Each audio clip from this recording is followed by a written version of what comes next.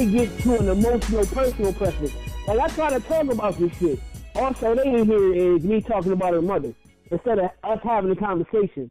So she'll get in the defense mode and be like, nah, that's my mom, blah, blah, blah. And I'm like, no, I respect that. I understand that. But understand that nobody perfect. You know what I'm saying? Like, how can I understand you hate a whiny nigga. I get that. But to me, when you say that, to me, that means it's a nigga who's just a lazy motherfucker who's not taking care of shit, but crying about it. But when I voice it, I walk on eggshells when I talk to her, dog, because she said that. Like, she done said some hurtful shit to me before. You know what I mean? I can't believe you a man that can't blah, blah, blah, like, before we were married. You know what I'm saying? Because we've been together for a long time. But she done said some foul shit because of how she grew up. But she don't understand what she's saying is hurtful because she thinks she's just being a strong black woman. And that's not the fucking case. No, you don't have to be belligerent. You don't have to be a dickhead to be a strong black woman. You can be compassionate. You can be loving while still building me and lifting me up. Yeah. I'm not saying, my bad. It's like, I just want to say, I'm not saying you got to hold a nigga's hand. I'm not saying you got to breastfeed and baby feed a grown man, but be that man's peace. Because outside of the household, he's dealing with a lot of shit that's not peaceful. My bad, Amir. Well, and Chuck, I'm get right. You know what I'm saying? I know you want to get right into this conversation, though, but I just got to ask, do y'all think, what is this asking, is understanding something that is taught, and is understanding something that is innately not into women naturally, is something that has, is it more of a masculine thing to have understanding than it is for a woman, and does it have to be taught, or is it something that's in you? I don't know, because it seems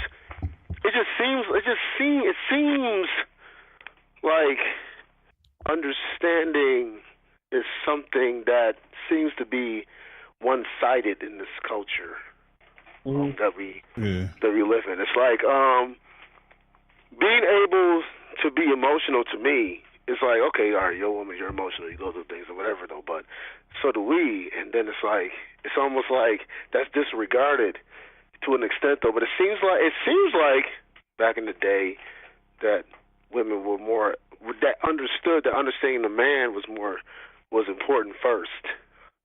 But it's not to be sexist. It's just it's what makes it better. I don't know. Maybe I don't know what the fuck. I know what I'm saying, right? Though, but I don't think that's getting across. That makes sense. But I don't know if I'm speaking to someone that doesn't have understanding as even a concept when it comes to women, as far as them, you know, understanding us first, though. You know what I'm saying, as it was back in the day, though. Chuck, man, what do you got to say, brother? Man, this shit is like right on time, bro. Like no bullshit, man. I don't know. Like, and Pete, I didn't know, you know, what you just shared as far as, you know, her saying some hurtful shit to you. And so the whole concept of understanding, in my opinion, like there's two forms of understanding, right? You have the logical, like, yeah, I logically understand what you're saying. Then you have the emotional understanding component. Women, according to, you know, whoever science you can say you want to attribute it to, are more emotional. So a lot of this shit that they're coming from the emotional perspective. Men, we're coming from the left brain of the logical perspective. There's supposed to be a balance between. There's supposed to be a balance. However, all three of us on this line can attest that, especially when dealing with women, that the scale is tipped way to the emotional side, to the point where it's beyond comprehension that some of the shit that they're doing, some of the shit that they're saying, is hurtful, and to them emotionally it feels right. It feels, oh, I'm right on par. I can say you's a fuck nigga, you a piece of shit. You don't be doing, like, to them emotionally they feel justified, and because they're so tipped to the emotional part of it, like logically they're not even thinking straight.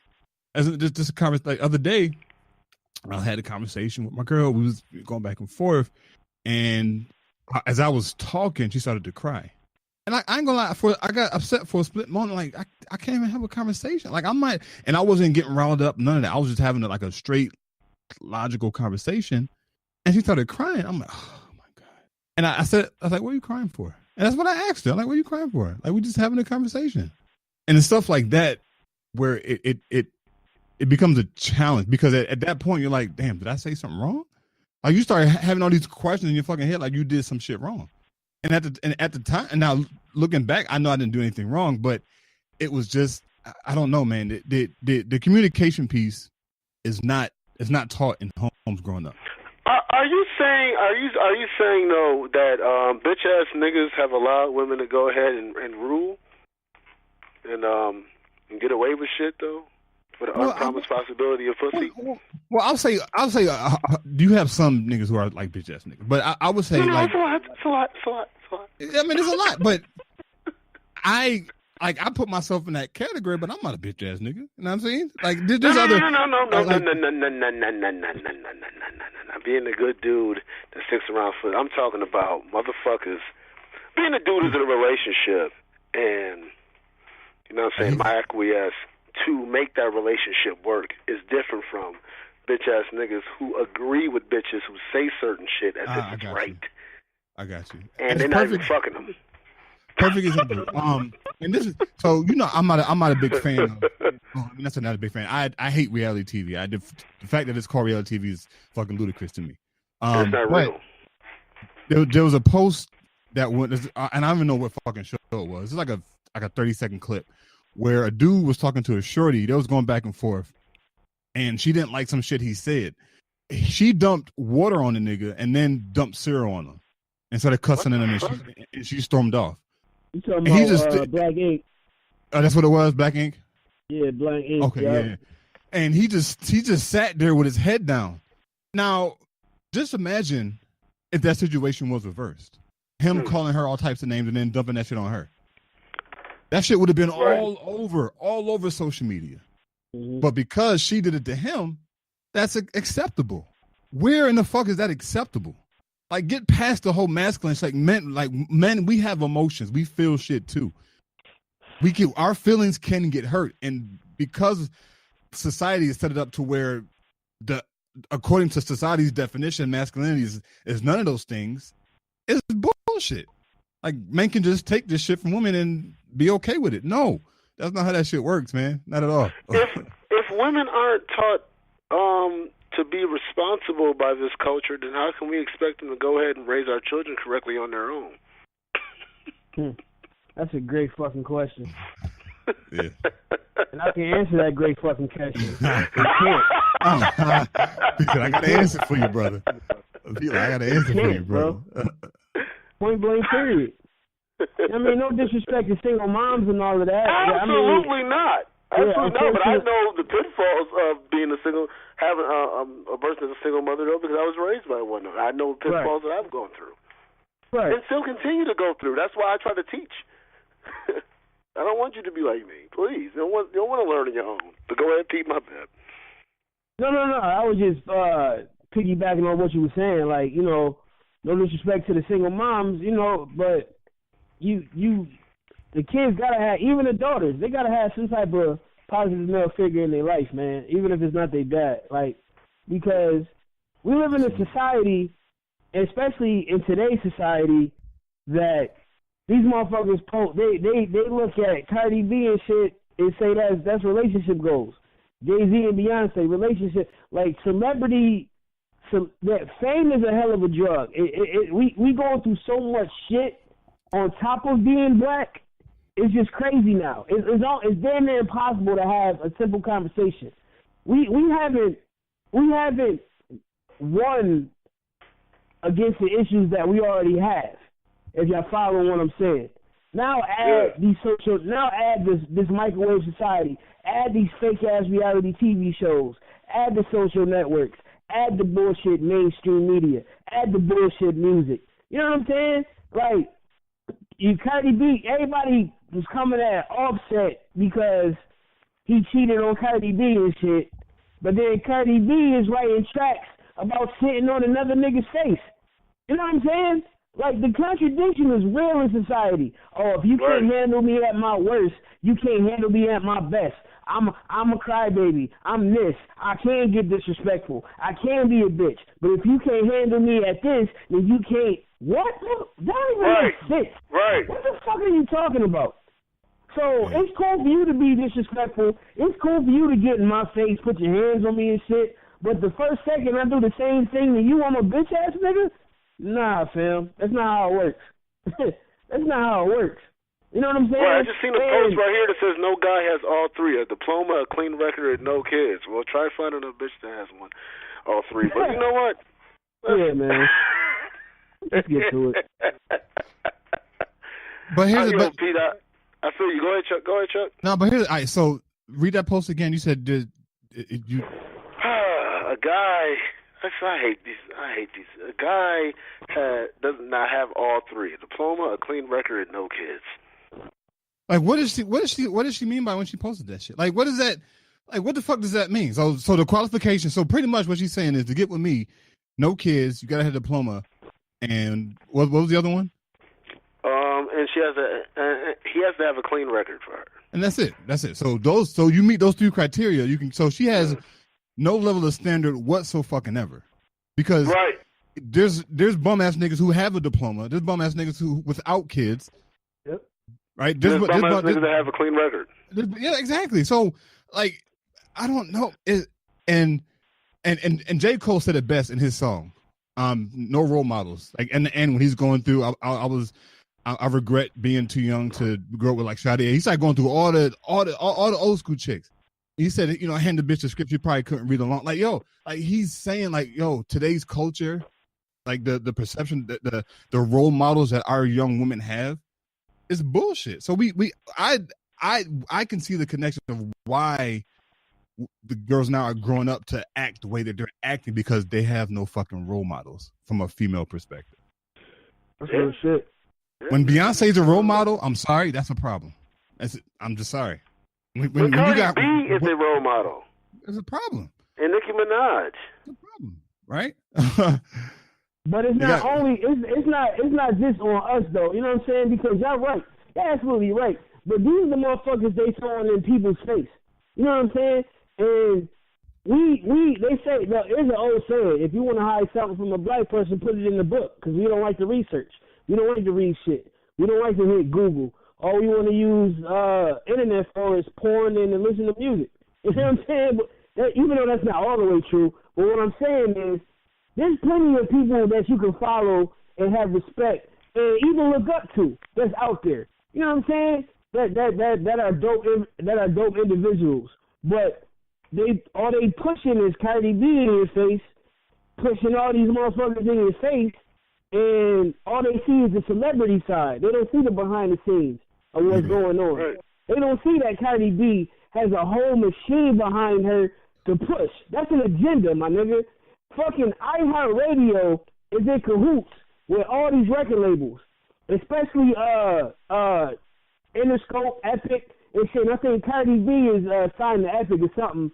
And they are partners with these motherfuckers. That's why you hear their music. That's why all you hear is Cardi B. You don't hear Rhapsody. You know what I'm saying? Because she has a machine behind her that wants the consumers, which is us, to believe that this is the shit, that this is it, that this is the pinnacle of life. And that's not the case. You know what I'm saying? Like, niggas dig deep into what the fuck is going on and what they trying to push to us.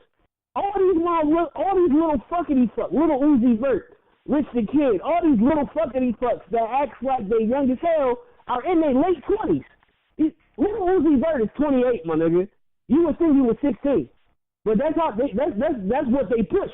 They push this shit, and then you have blind motherfuckers that's blindly following this shit and thinking it's okay. And if anybody has something to say or have their own opinion about it, it's called hating. Yeah. And that goes back to what we were talking about, where it's more than just we got a lot against us, man. We already black. Like I said, we still haven't gotten through the bullshit that they put us through for years. Now on top of that, you got this reality show bullshit. You got the mainstream pushing all this bullshit, and we just eating it all up. Yeah, we are definitely at a point to where we it's it's just all the bullshit, man. That's just incorporated into society, and all these bitch ass niggas gotta stop coddling women when they say certain things, man. Just how I feel. You know what I mean? Just because, you know what I'm saying, though, she look good or whatever, though, stop being, but you know what? That's all right. I don't even want y'all to stop. You know what? We gotta kick y'all out, man. If we gonna start a new, we gotta get them out of here, man. We gotta get these bitch ass niggas up out of here, man. I'm sorry. It's no more time, man. This shit is deep. Like, look. It's no time for games, bro. Nah. There's no time for games. Take it back to when TLC fucking wrote No Scrubs, my nigga. Dissing every man that's driving in the passenger seat of their friend's car. They wrote that shit, bro. They were broke, my nigga. They were broke themselves. They had no money to buy a fucking car. But you hear all these, nigga, nah, I don't want no scrub. Bitch, they get robbed. You know what I'm saying? Like, shout out to No Pigeon. Shout out to the song No Pigeon. Shout out to Sporty Thieves, goddamn. Absolutely. Absolutely for the comeback. But no, I'm just saying, you got these mobs, they go in their car, they turn on the radio, they listen to all this male bashing shit, and be like, patting they fucking weed that's been in their hair for 10 months, and it's smelling funny, but it's like, nah, it's like it's like fucking Hunger Games, V for Vendetta. They program you to do this shit. Therefore, it becomes divisive, and therefore, we as black people are separated even fucking more. Yeah. Right. Pete, you just peeled the onion back, bro. And the biggest, I think that the biggest source where all this shit is coming from is in the music. Like you said, the TLC No Scrubs joint. And you had the Destiny's Child Bills, and you had the Blue Trail Bust the Windows Out Your Car. Like dog, like, and these songs are getting millions and hundreds of millions of listens. And this is the shit our girls are growing up listening to. And Angie Stone write a song called Brother where she bigging us up, and y'all only hear that shit for a week. You don't hear it ever again. That shit get no play. Like if you go to YouTube and Bill, that shit probably got like 150 million views. But you go to that Angie Stone song, probably got 100,000 views, 200,000 views. Like that's a problem, man. It's a big fucking problem. Yeah, man. This is a topic that we can go to all day, though, man. Y'all ready to go ahead and start it off, man? We ain't started off yet? Yeah, let's go. And ain't that. It is what it is, though, man. Listen, y'all told y'all, man. Listen to this Common Sense Experience, man. Give y'all content y'all won't get anywhere else. Unfiltered and unapologetic. So this is what it is, though, man. We ain't apologizing for shit, though, man. If we apologize, understand you earned that shit like a motherfucker. And that was just a mistake. You know what I'm saying? Our intention is not to be apologized for, because we don't come from evil intentions. All right, man. Let's go ahead, man. Let's do it. So me, let's get it popping, man. Grinding the Gear segment. My bad. Go ahead, Amir. No, I just was before we get right into it, though, Pete, man. He was ready to go. Chuck, man, go ahead, pop it off, brother. Oh, yeah, it was silent. That's why I thought you was waiting on me. Go ahead. We good. You just did. No, you're good. We good. Yeah, go ahead, Pete. Yeah. So, listen, man. Good brother Brian Woods had tagged me in I think he tagged y'all boys, too. And for those who don't know, he's been a guest on our show before. Good brother, good dude. He had posted a statement by somebody that a lot of people thought that a man wrote. And you could tell by the comments, but it was a woman who wrote this about marriage. And I'm gonna just I want to get your thoughts. I'm gonna explain my opinion on this afterwards, but I want to get your thoughts on it because it caused the ruckus. And it says, why men don't marry? Because there's nothing in it for them. What exactly does marriage offer men today? Men know there's a good chance they'll lose their friends, their respect, their space, their sex life, their money, and if it all goes wrong, their family, says Helen Smith, a PhD. She's the author of Men on Strike. So this tells you a woman wrote this, even though women in the comments was bashing men because they thought Amir wrote this. That's another topic all in itself. Pay fucking attention before you talk. Anyway, they don't want to enter into a legal contract with someone who could effectively take half their savings, pension, and property when the honeymoon period is over. Men aren't wimping out by staying unmarried or being commitment phobes. They're being smart. Unlike women, men lose all power after they say I do. Their masculinity dies too. Fam. A woman wrote this. Let me repeat that. And it was interesting to me. I didn't really see nothing wrong with this. All I saw was just a person writing their opinion. I did notice that she was coming from a lot from like the money angle. She did put some emotions in there. You know, the masculinity dies, men lose their rights if it all goes wrong, their sex life, their respect, their space. But she was talking a lot about how marriage is a legal contract. And if you break that contract in any way, especially as a man, you're fucked. You're pretty much fucked. First of all, the justice system isn't for us men, especially for us black men. That's number one. Number two is a woman has any discrepancy at all in her marriage, and she goes to the law with it, you're fucked. Even if you have evidence that proves otherwise. It's the fact that she went to the law first, and now you have to prove your innocence all because you signed a fucking piece of paper. You know what I'm saying?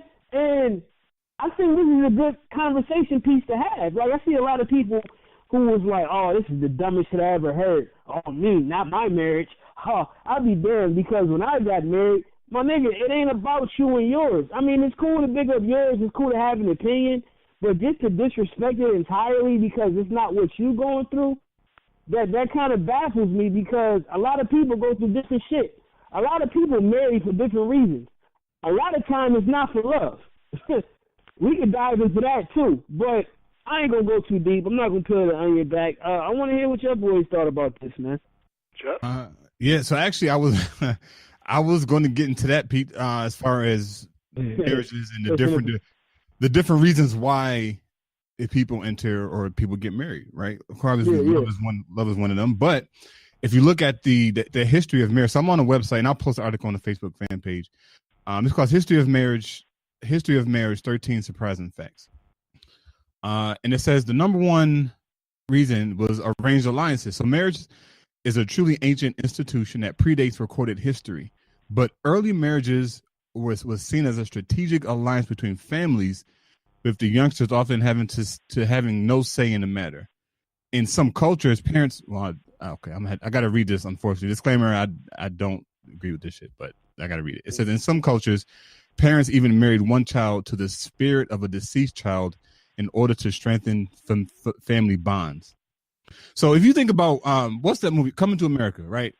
When Prince I came, met his wife, her entire life, she was raised to marry him. Like from birth, she was trained to, and that wasn't even based off of love.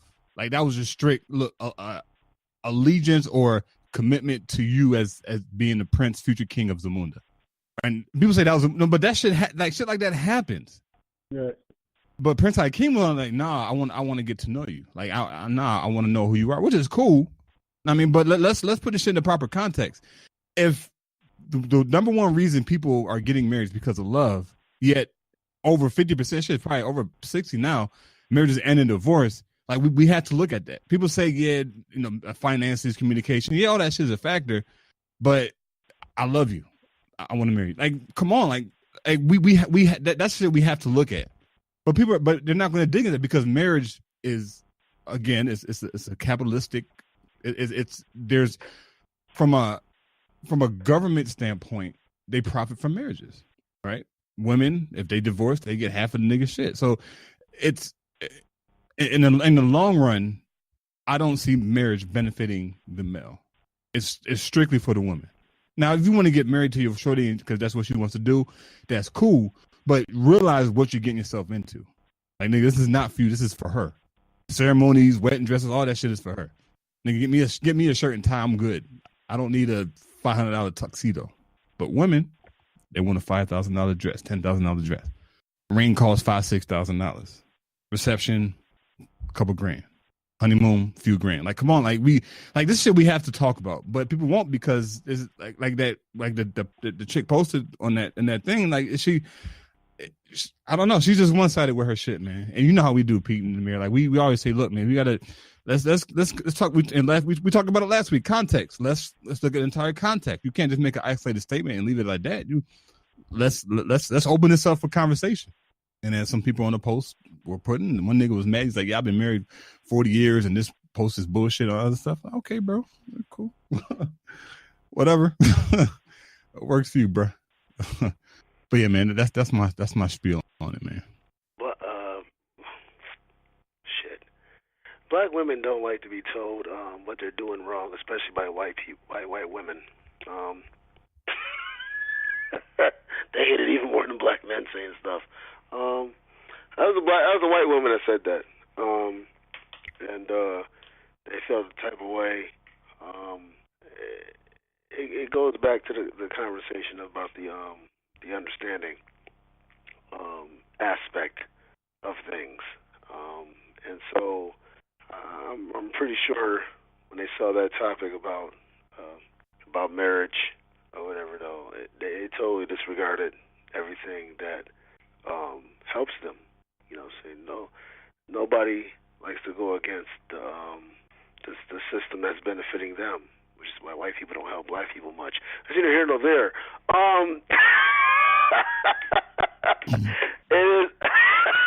It is what it is. I'm just saying that's what it is. We've seen it. We've seen it plenty of times. You know what I'm saying? It's hard. You know what I'm saying? Though, you know, if you're an emotional creature and you know you can get this nigga out the house, then why would you be against a system that benefits you instead of the nigga you trying to get out the house, right? And stuff like that, though. And we'll make sure that you get the money as well, even if you're the one who cheated or did wrong. That's what it's geared for, and that's for all men. It's really against all men. The world's ran by geeks and gays, and so it's not even to say that all geeks are bad people and all gays are bad people, though. But if you are a geek and you are gay, the system will benefit you, though, if you want to go ahead in the route against other people. It is what it is. You are automatically a part of their culture. Shout out to Barack Obama. But yeah, it is what it is. This is what it is, and so hey, that's what we got to deal with, man. But it's the truth. What that person wrote said the truth. The system of marriage benefits women. Yeah. Yeah, man. See? Yeah. It does. You good? Am I wrong, No, you good. You good, yeah. bro. Moment of silence, bro. I'm sorry. I hate to say it like that, though, man. But it's the truth. It's because all right. If there was a system that benefited us as men, the women want us to say it's the truth, and it does to an extent. There are things that still benefit us as men, but you, at what cost are these women going to go ahead and emasculate men to go ahead and be in power and then go against nature? What are you willing to risk to have that illusion? Apparently, some of them willing to risk a lot. Right. It all, Chuck. They're all in. Yeah. They fight tooth and nail. There's a lot that are all in with it. We're willing to risk it all just to have it, and not even be happy. Cause bitch, are you happy? No, I'm not gonna speak. I'm not speaking to you as a goddamn king to a queen. I'm speaking to you as a nigga to a bitch. Are you happy, bitch? I'm gonna speak to you real. Are you happy making things not what it's supposed to be? Because I can't talk to you as a queen because you're not speaking as such, right? You can't be a king talking to a bitch and expect to have real conversation, right? So let me come down to your level. Fair enough. Fuck it. I feel like I'm able to go ahead and be I'm well versed in that. I can speak nigga to bitch language. Let me talk to you, bitch. How do you feel? Because you're miserable as fuck. That's why you have to make up a term called resting bitch face.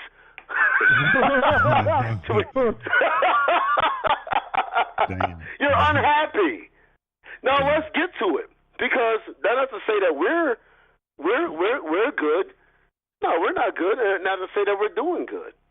But let's get to it though, because the system benefits when you're not good. It doesn't benefit us when we're not. When you're good, when you're not good, you still get the children, and don't go to jail. When we're not good. We lose our children. We have to pay child support, and we go to prison, and we still have our child support accumulated as we're in jail. Are you happy doing that? You can't be, because your child looks like us, and you can't be happy having that happen. And looks like you. Are you happy? What? Go ahead, Chuck. I was gonna say, yo, man, motherfuckers gotta stop thinking whenever men say we going against nature. Motherfuckers gotta stop thinking that's an excuse just to fuck other bitches. That's not the case, man. Exactly, bro. Can you say that one more time, Pete? Please, man. Folks, people gotta stop thinking men use, well, that's just our nature, as an excuse. That's not an excuse, man. Other women are not going to stop being attractive to me just because I'm in a relationship, just because I'm married. I'm not going to bypass a badass woman just because I'm in a relationship. I'm not going to be like, oh, I can't. She doesn't look appealing to me. That's not the case. I'm not going to stop wanting more because I'm in a relationship. My dreams, my goals that I had beforehand are not going to just die because I'm in a relationship.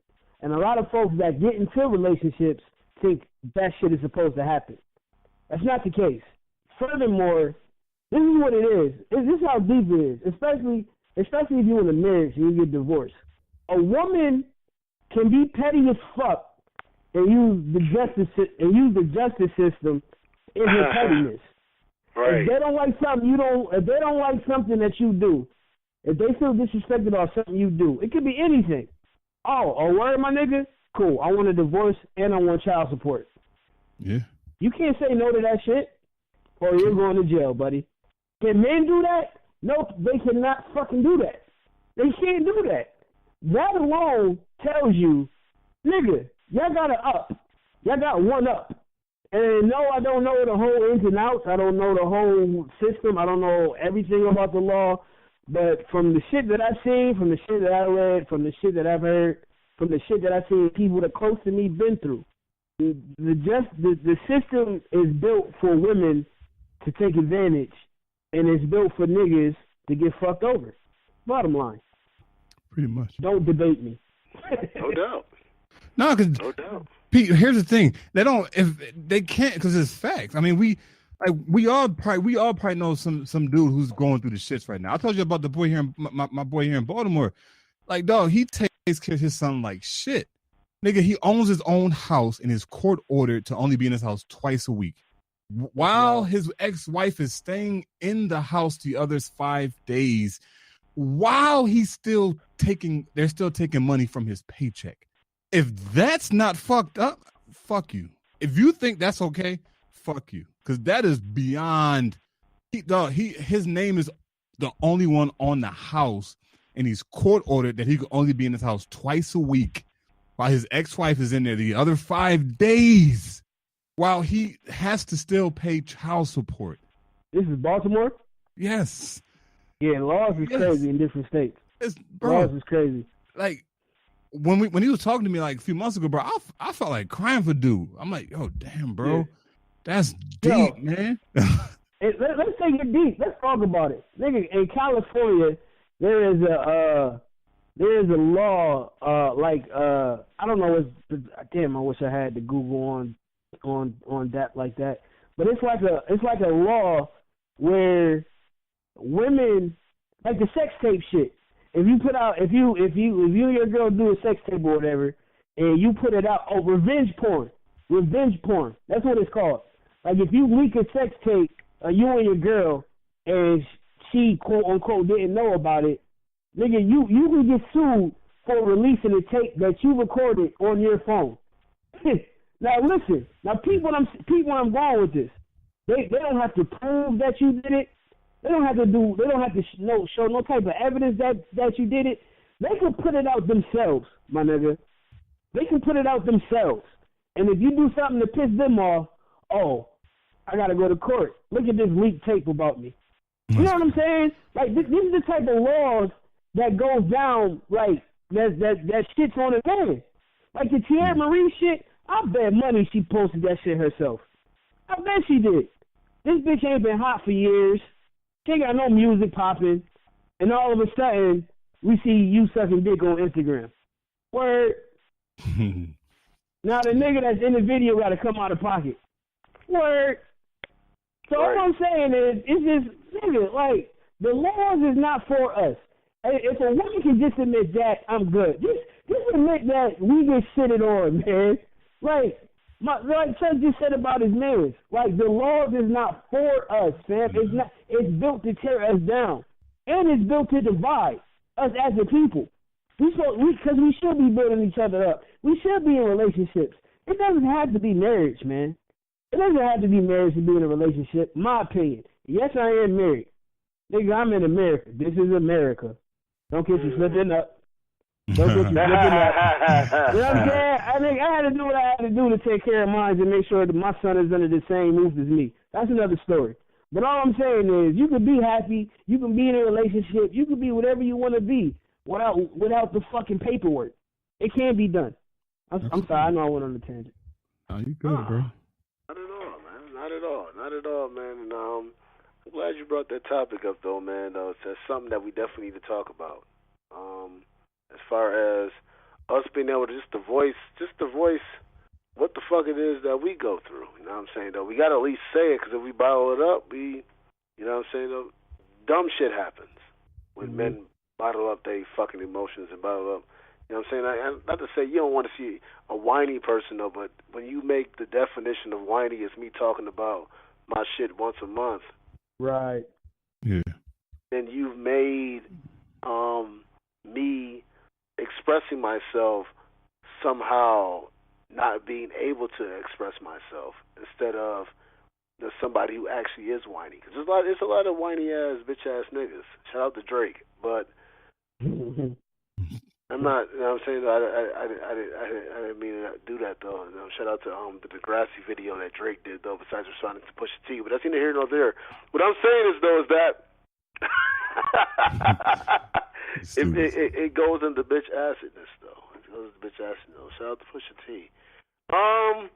Without being completely petty, we have to get into it, though. Man, what's on your mind, though? And thank you for that grinding your gears, though, segment right there, though, Pete, though, man. But what's on your mind, man? What's pissing off the professor, man? Actually, I don't have anything this week, bro. Like, you know, I said, I've been and it's crazy. This shit usually not all the time, but usually comes up when I'm like, I'll see some shit on Facebook. So I really been trying to limit the amount of time that I spend on Facebook. You know, there wasn't no racism you dealt with this week. That's an amazing week, though, for a black person to have no racism. I want to go ahead and clap that up for you. Actually, no. So he dealt with no racism this week. I always have something that grinds my gears. Wow, that's amazing. I do have something. I do have something, but it's kind of in general. Not anything specific to like what happened this week. Go ahead. If you're a black man or woman working at a corporation and you think you have clout, you are sadly mistaken. There is no. Yo, Pete, we knew he had something. This nigga said I had nothing. Like, please, black man in America. No, but I'm gonna and I'm gonna have a very specific example, and I'm gonna share it after I say it again. Okay. If you're a black man or woman and you think you have clout working in corporate America, you're sadly mistaken. There's no level, and within it, whether from the janitor all the way up to the CEO, you do not have any clout as a black person working in corporate America. You could have the top security clearance working for the government, making $150,000 a year, $200,000 a year. You still do not have any clout. Could it be possible that you could not even have any clout, even if you're the president? Yeah, great. You did. You couldn't be the. Again, Chuck. No, Chuck. That's what you say again. All corporations. You said. That's true. Hell yeah, the president doesn't have no clout. No, you know what's crazy, It's a Pete? corporation. It ain't no fucking government. Let me stop. No, Pete. You know what's crazy? I'm not even kidding. We just aren't called presidents. Okay. No. Pete, listen. When he said president, I thought he was talking about a corporation. But I know he was talking about United States. But it's facts. Come on, man. Like the president of Microsoft, president of Apple. Come on, president of United. Come on, man. United States is a corporation. We know that already. Because, and when you think about any president, Chuck, I know you want to get to, I just want to say this real quick. You think about any president. When you go to the president, you go, all right, fuck it, I ain't dealing with the president of the company. Who's the owners? Who's the owner?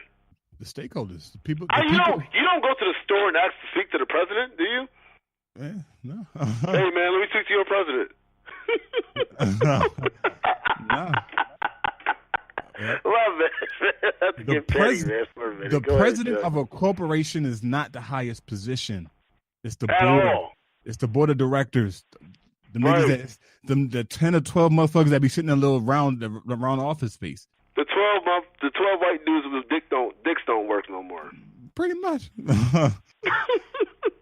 Man, let me tell you. So I say I'll just say this. So where I work, there are certain privileges given to certain people, right? And because we all of us on this phone, and I'm pretty sure a lot of our listeners have a certain level of awareness, we peep the bullshit, right? The person could be saying one thing. Oh, that sounds cute. But you see the shit manifesting completely contrary to what they told you. And I could be petty and bring it up, but unfortunately, right now, I have to be the slave. I have to be the slave right now until we get this shit up and running. So I'm keeping my peace, but I see the bullshit, and it's involving all the Caucasians, right?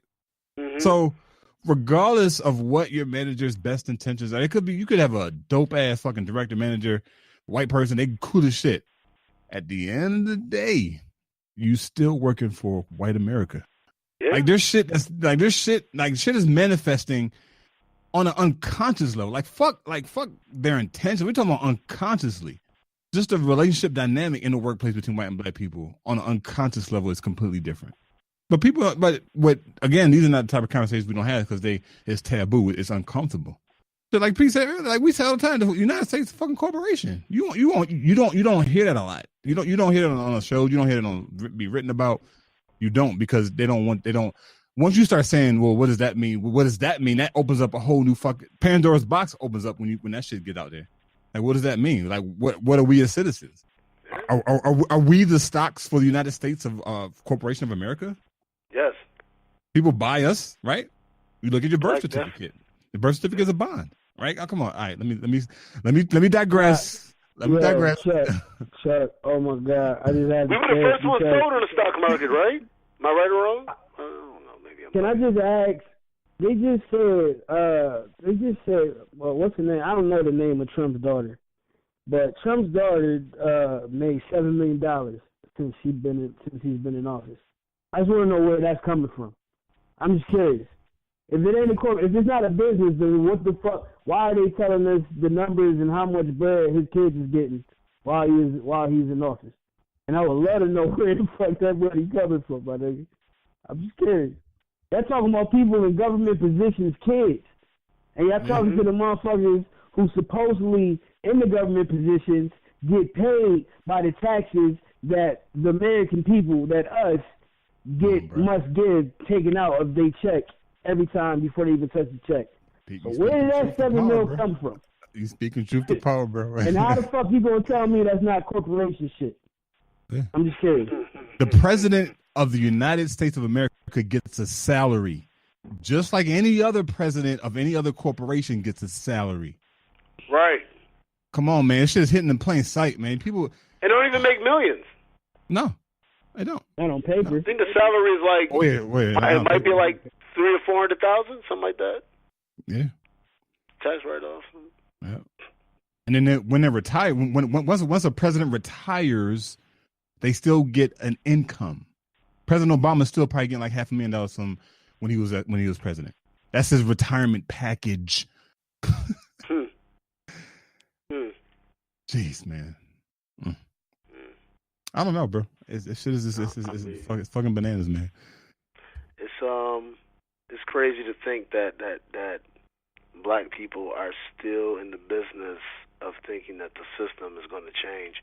It's amazing what they've done as far as the indoctrination of false faith has done.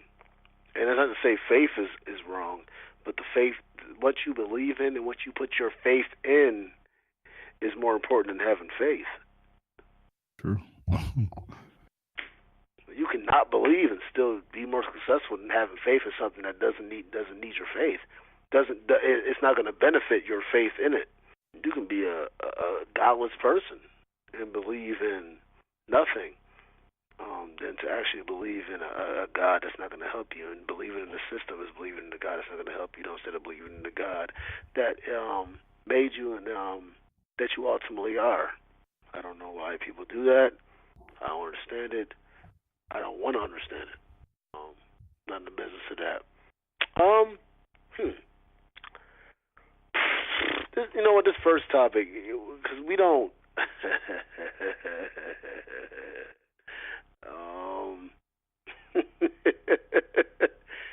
You know what? Fuck it. I'm gonna ask you, Chuck, first, and then I'm gonna go on Pete.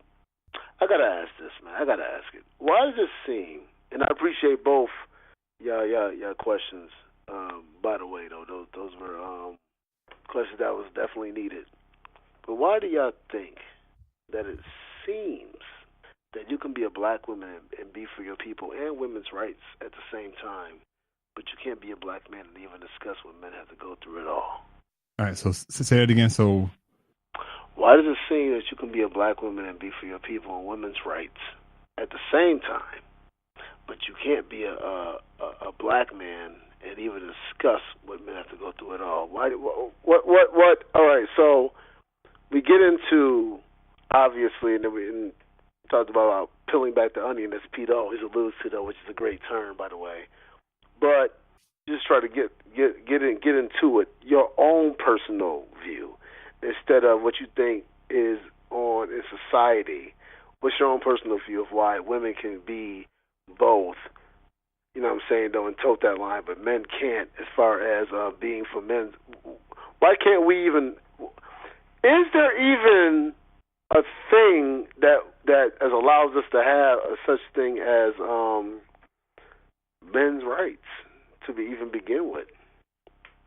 Why can't we be both for black people first and then still be for men's rights, or men conversing by anything? Yeah. What do you think, Chuck?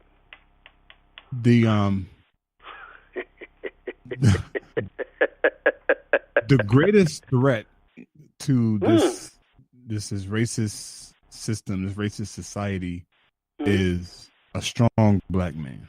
Can you say it again, please? The greatest threat of all the other shit they talk about, nuclear wars and all this shit, the greatest threat to this system of racism in white America is a strong black man. Can I ask a question, Chuck, before you talk about that? Can I ask a question? What's one question? Can you be a white guy and get with a black woman and have a white baby? Absolutely. I don't know. Maybe I'm wrong. I don't know. That's another story. That's a whole other story. That's another story, bro. But if you look at him, and you know I know I say his name a lot, bro, but he's, if not like one of my top greatest ancestors, man. Amos Wilson, man. Rest in peace, Amos Wilson, man. He's like a lot of his shit be fucking deep, bro. And he talks about Dr. Amos Wilson. Doctor. Well, if you ask, he didn't want to be called doctor. If you ask Dr. Amos, I mean, we like to give homage to when homage due, but he didn't like. He'll tell you he listens to some of his speeches. He didn't like to be called Dr. Wilson. He said Amos Wilson was good for him, brother Amos Wilson. But he says, and he elaborates on the importance of Black people understanding history. Like, especially if you brought up history to today's kid, like, wow, that's in the past. What do I need to learn history for? But the way he elaborates it and breaks it down of why we need to understand history, because everything that we're going through, we've gone through. Everything. There's not, like they said, there's nothing new under the sun. I believe that. There's just different forms of it. But everything that we're going through right now, we've gone through. And in order for us to figure a way out of it, in order for us to try and figure out, hey, how do we overcome this? We got to look at history. Because the history, past, all exists in the present. Everything we've learned in the past, we're experiencing right now. All our memories, all that shit from back in childhood, we're experiencing that shit right now. Yeah. So, and he talked about an example where they were doing some tests, and the guys put them into a state of hypnosis, and he gave them commands to, forget X, Y, and Z, forget this, forget that, forget this, X, Y, and Z. And when the person came out of the hypnosis, they were mute, like they couldn't talk because they didn't have that imprint of history of learning to communicate. That shit was wiped away. So when people say history is not important, though, we're still impacted by history, and we don't even know it.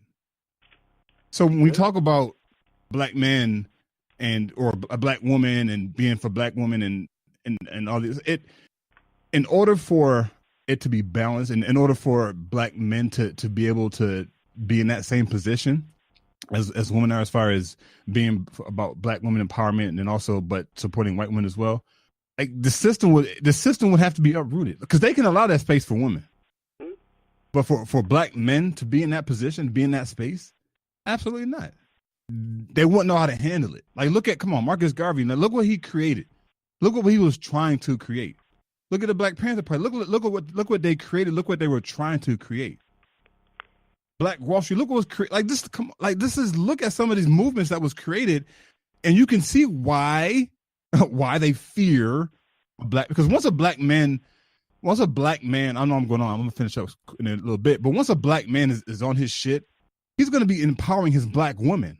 And once he empowers his Black woman and they come together, we get the Black Panther Party, which they don't want again, because was going to. They don't want that shit at all. They don't, because you think about it, what they were doing. They had health clinics, right? They were doing free breakfast. They had programs.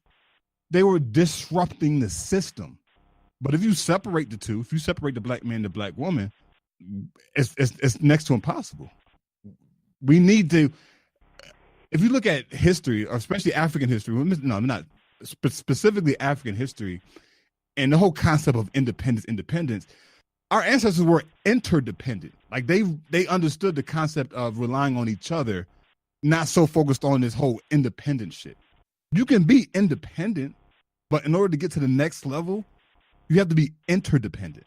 And if Black men are interdependent with Black women, we changing shit. Like, shit is different. Like, shit is being completely changed, bro. Like, all this shit we experiencing now, man, this shit would not be happening. At least some of it. I'm not saying that. At least some of it. No. Because what you're saying brings to the point of us working together, and I think we have to. but not to dismiss that at all, because we do have to get together and we do have to work together.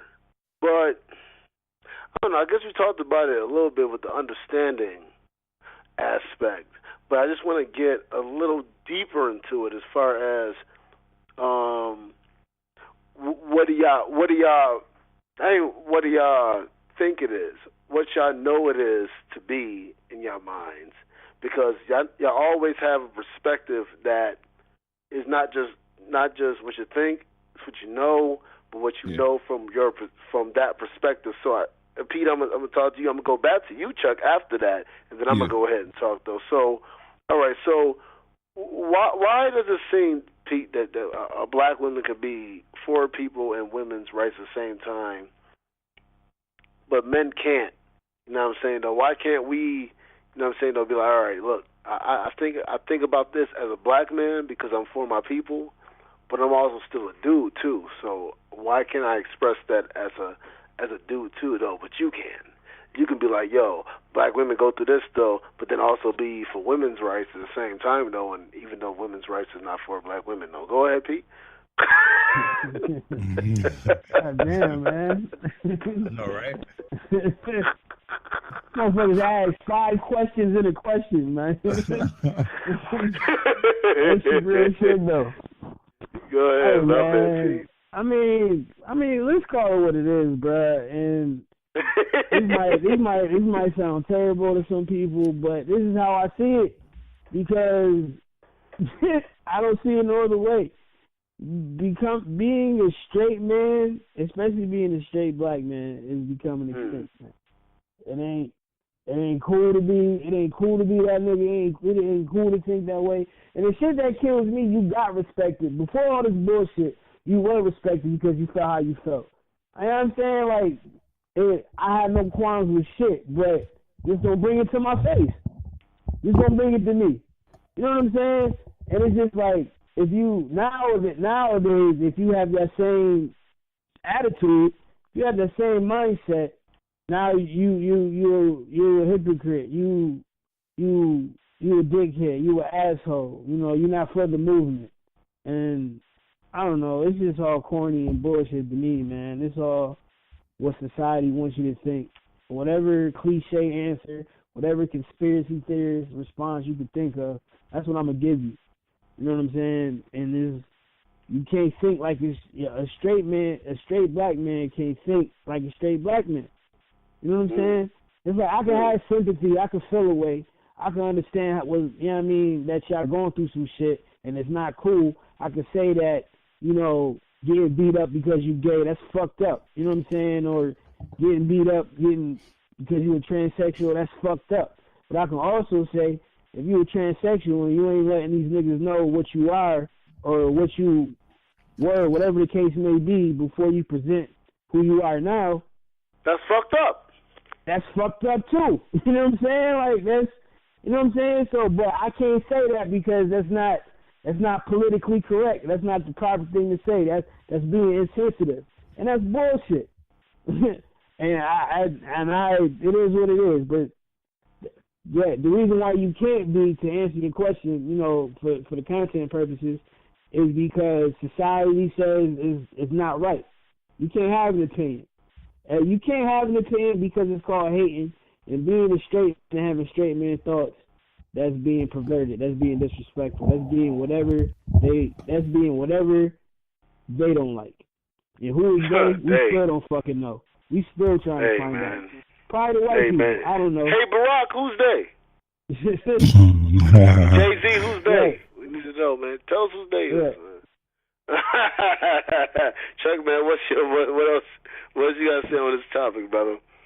Nah, man, you know, Pete, you hit the nail on the head, man. And it's when you look at the emasculation of the black male, and I'm gonna bring him up because a lot of people like his movies, and I did at first, but then I had to realize like what the fuck was happening. Talk about Tyler Perry, right? Tyler Perry, I'm already Tyler knowing. Perry, come on, I'm already knowing, man. Yeah, I'm already come knowing. on, like. This nigga got nigga dropping babies out the window, B. It's crazy, man. I'm sorry. It's crazy, That's bro. It. It's crazy, man. Tyler Perry, man. Whatever work he's doing behind the scenes, we don't know, but the biggest impact that he's having is with his movies and his plays and shit, bro. And there's millions and millions of people watching this shit. When you look at Tay Diggs, he did some shit where he dressed up as a cross dresser. Yeah, he did the same shit as Chiwetel Ejiofor. He did it on stage. It was something what they was wearing like certain type of It's playing a transsexual faggot boots. Yeah. Shit. Let's. Puss in Boots. I ain't gonna lie. I like the movie, but let's talk about Martin Lawrence and his Big Mama shit. Right. So when you have black men dressing up as women, black women, like that does some shit to the psyche of a black child. It has to. Like they think that shit is cool. Like, oh shit, I can dress up. This shit that was on Facebook, I think last year, where it was like male rompers. What? Male rompers? Nigga, get the fuck out of here.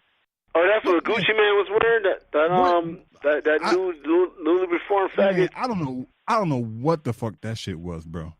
Oh, But no fucking way. You cannot call yourself a straight male and wear a fucking romper. Absolutely not. No way. No way. You can't even put. I mean, you can be that and call yourself a rump, but not. Right. And then people try to justify it as, oh, you know, it's just a outfit and it's creative expression. Fuck that. Look, if I have a son, he is not, as long as he's under my roof, not at all wearing a romper. Dad, I want to know you're not wearing a romper. You want to wear one? You got to fight me with one hand behind your back and beat me. No way, no chance. And all this shit accumulates to when you have young black boys seeing this shit and thinking that shit is okay, thinking that shit is cool. Charles, would you be honest about the assessment of the fact that you actually did raise 3 boys? I did. I did. He really wanted to be like, no, yeah, I did. I did, yeah. You know, and I don't know, man. I saw it. Yeah. You know, and of course, you know, we didn't have this type of knowledge back then. Yeah, of course not. And of course, if I knew now what I knew back then, it would have been slightly different, you know. But I don't know, man. And again, let me just put a disclaimer: I do not whatsoever have a problem with somebody's sexual preference. I don't. I ain't gonna lie. I used to be homophobic in my earlier days. In my early times, I don't know if you remember or not, but like if I saw if I saw a transgender walking toward me on the side of the street, nigga, I would cross the street. Like that's how bad it was. I would still probably maybe cross the street sometimes. That depends on how.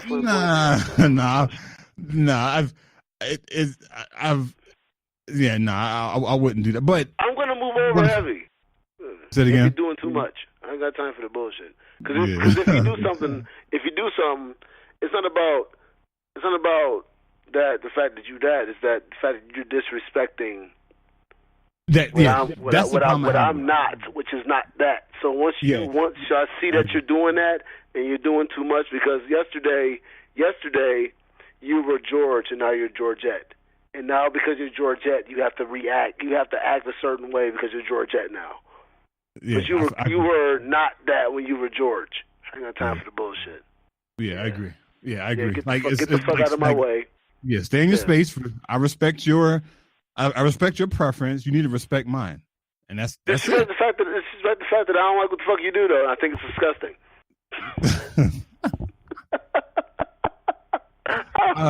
I would look, man. You weren't born that way because there are gay people that haven't come out. So if you have a choice to come out, if you're black, did y'all ever come out as black? You said what? That's the thing. No, hold on. Did you ever come out as being black? That's the thing, though. But that's another thing. And I'm not gonna last long on this at all. You were black first before your any sexuality. Right. Yeah. You're that. So remember that. That's another thing that you can't have an opinion about. That's another thing that's being disrespectful. Nigga, no, you're not. You're not a gay. You're not a trans. You're black, fam. Your black matters before who you're fucking. And I think that tends to be forgotten, and then that tends to turn into an argument because if I say that, I'm being disrespectful, and that's not the case at all. So right. yeah, that's real. Yeah, that's deep. Yeah, damn. Damn. That was a good one, Pete. Yeah, that was some good shit right there, man. I didn't even think about that until you just said it. Like, damn, you right. You black first. But before all this indoctrination, and when you come out that womb, you black. And you see a bunch of white doctors, but that's a whole nother story. All right, let me stop. Hey, man, look, man. I don't know. I'm just being a complete asshole, but black women, white people aren't for you. They're not. The white system is not for you. Might help you every now and then, though, but it only helps you to add to your misery, not to add to your you blossoming. It is what it is. I gotta get into this conversation right here. All right, I'm gonna read this first, and then I'm going to go ahead and get into it. The National Black Farmers Association is a nonprofit organization representing African American farmers and their families in the United States. As an association, it serves tens of thousands of members nationwide. MBFA's education and advocacy efforts have been focused on civil rights, land retention, access to public and private loans, education and agricultural training, and rural economic development for black and other small farmers. The organization was founded in 1995 by John W. Boyd, a fourth-generation black farmer from Bakersville, Virginia, near the town of South Hill, Virginia. Okay, it has ABC World News Tonight that has talked about the Washington Post, and the Roll Call newspaper, which is influential on Capitol Hill. Let's make sure we look out for the Roll Call newspaper. Say it again, the Roll Call newspaper, because it's influential on Capitol Hill. So we need to know that. We know about Washington Post, and we know about the ABC World News Tonight, or at least we should. If we don't, I just said that. So just to ask y'all too, and Chuck, I'm gonna start with you, and I'm gonna go ahead with you, Pete. Why do y'all think, just from you know what I'm saying though, being level y'all want to talk about it from, why do y'all think it is that we as a people don't incorporate farming into our studies, and then how do we as a people start incorporating farming as a study? Go ahead, Chuck. Damn. Oh boy. Once we started making shifts from the industrial age towards more of the hard skills like computer programming and all this other shit, and because we rely so heavily on the supermarkets to provide our sustenance, mm-hmm. we think that farming is no longer relevant, right?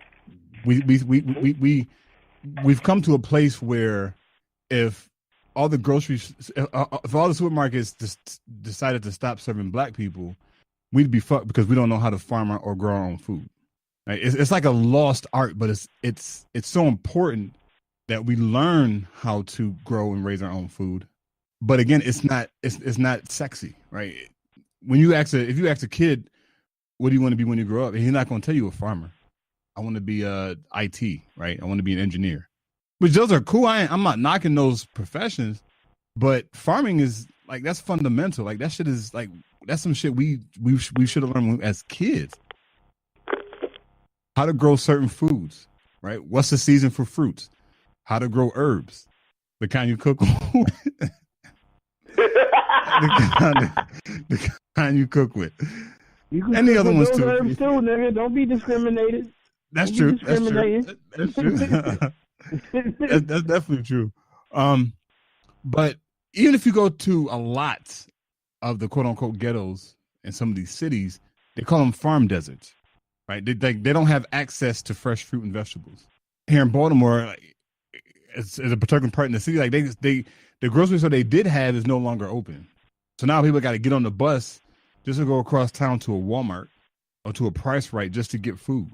When there's abandoned buildings, you can knock those shit down, knock all those buildings down, buy some land and start a farm right there in the city. But again, because it's not sexy, right? Farming, because it's going to be manual labor where you got to actually get out in the motherfucking sun and use your hands to do some shit. It's not going to be attractable to kids. What we need to do in order to change that is shit. Start small. Start in your backyard. If you got a little spot in your backyard, in your front yard, just try some shit out. Like grow some herbs. Like try and grow a fruit or two. Try and grow some vegetables. Right. And I'm talking to myself of all people, because we have a nice little space in the front, and I had, believe it or not, before I moved into where I live now, I had every intention on starting like a small little garden in the front. Let me try and grow some fruit. Let me try and grow some vegetables. I ain't done shit with it yet. But again, nothing wrong with that. But it's a move, and once you start you talk about like buying up land and shit. You buy land, you can start a farm. right? You can grow your cattle, right? You can all that shit, man. And that's some of the basic shit, fundamental shit we have to get back to, because at any point in time, supermarkets can say, I don't want to serve black people. You can walk into a Tops market and say, you got to go. You're black. You can't shop here. What are we going to do then? we become so reliant on government to supply our lights, to supply our gas, to supply our food, our basic necessities, that if any one of them shits goes out or they stop serving black people, we're fucked. And that's what they call living off the grid. You live off the grid. You're supplying your own electricity. You're doing your own food. Is it easy? Fuck no, that's not easy. I'm not gonna sit here and say living off the grid is fucking easy. That shit is probably tough as hell. But once you become self-sustainable, you're self-sustained. You probably feel liberated once you get to that level. Like, damn, I don't need government to take care of me. I'm good. I can grow my own food. I do my own lights, my own water. All that shit is I'm supplying my family with that shit. But that would take a massive amount of resources, a massive amount of energy, a massive amount of people with the same mindset in order for some shit like that to manifest, right? Because everybody doesn't have to have a farm, right? Pete, you could have a farm, and I could have the water, and we doing business together, right? Amir, you got the electricity. I don't have to have electricity. Amir I'm getting my electricity from Amir. I'm getting my food from Pete, right? And I got the land. Like, so y'all coming to me to get some shit. Right. So it doesn't have to be. And that goes back to what we said earlier, Amir, about the independence versus interdependent shit. Like, Pete's independent, right? He got his own food. But in order to go to the next level, he needs you and I, and vice versa. Like, Amir, you need me and Pete. So it goes back to that whole interdependence thing. We're talking about going to this next level with that whole farming shit. So I know I just made a long answer but that's it for me. Not at all, man. Dropping them jewels, man. It's about how we, like you said, it's about starting off, and I always talk about grassroots, and it's about how we go ahead and work with one another and start from here to there, and you're doing this, and I'm doing that, and you're doing this, and it's about building, and that's a great point, though, because we don't get into that. You know what I'm saying? Other races do, even though they got more fair advantages when they come here, to go ahead and stay to a point to where we dwell on the disadvantages that we have and not go off the advantages that we do have. And the fact that the main advantage that we do have is the fact that we have melanin. We need to, and beyond that, the fact that we have strength in numbers. Needs to be something that we need to focus on more, and you got to start small. I think when you're dealing with a certain, and Pete, I'm going to get right into you. I'd say this, though, is when you're dealing with a certain number of years, a number of centuries of oppression, you want to end what's happening to you fast. You know what I mean? It's like, but you can't go from being every team doesn't go from being number the bottom to the first team unless you just happen to have a lot of luck, and you can't depend on luck. Luck can happen because luck is the whatever they say, luck is when the ending reward of your hard work, if you will. What'd you say, Chuck? I'm sorry. Yeah, no. Yeah, I was gonna say, yeah. They say luck is is where opportunity meets hard work, like you said, the hard work. Right. Part.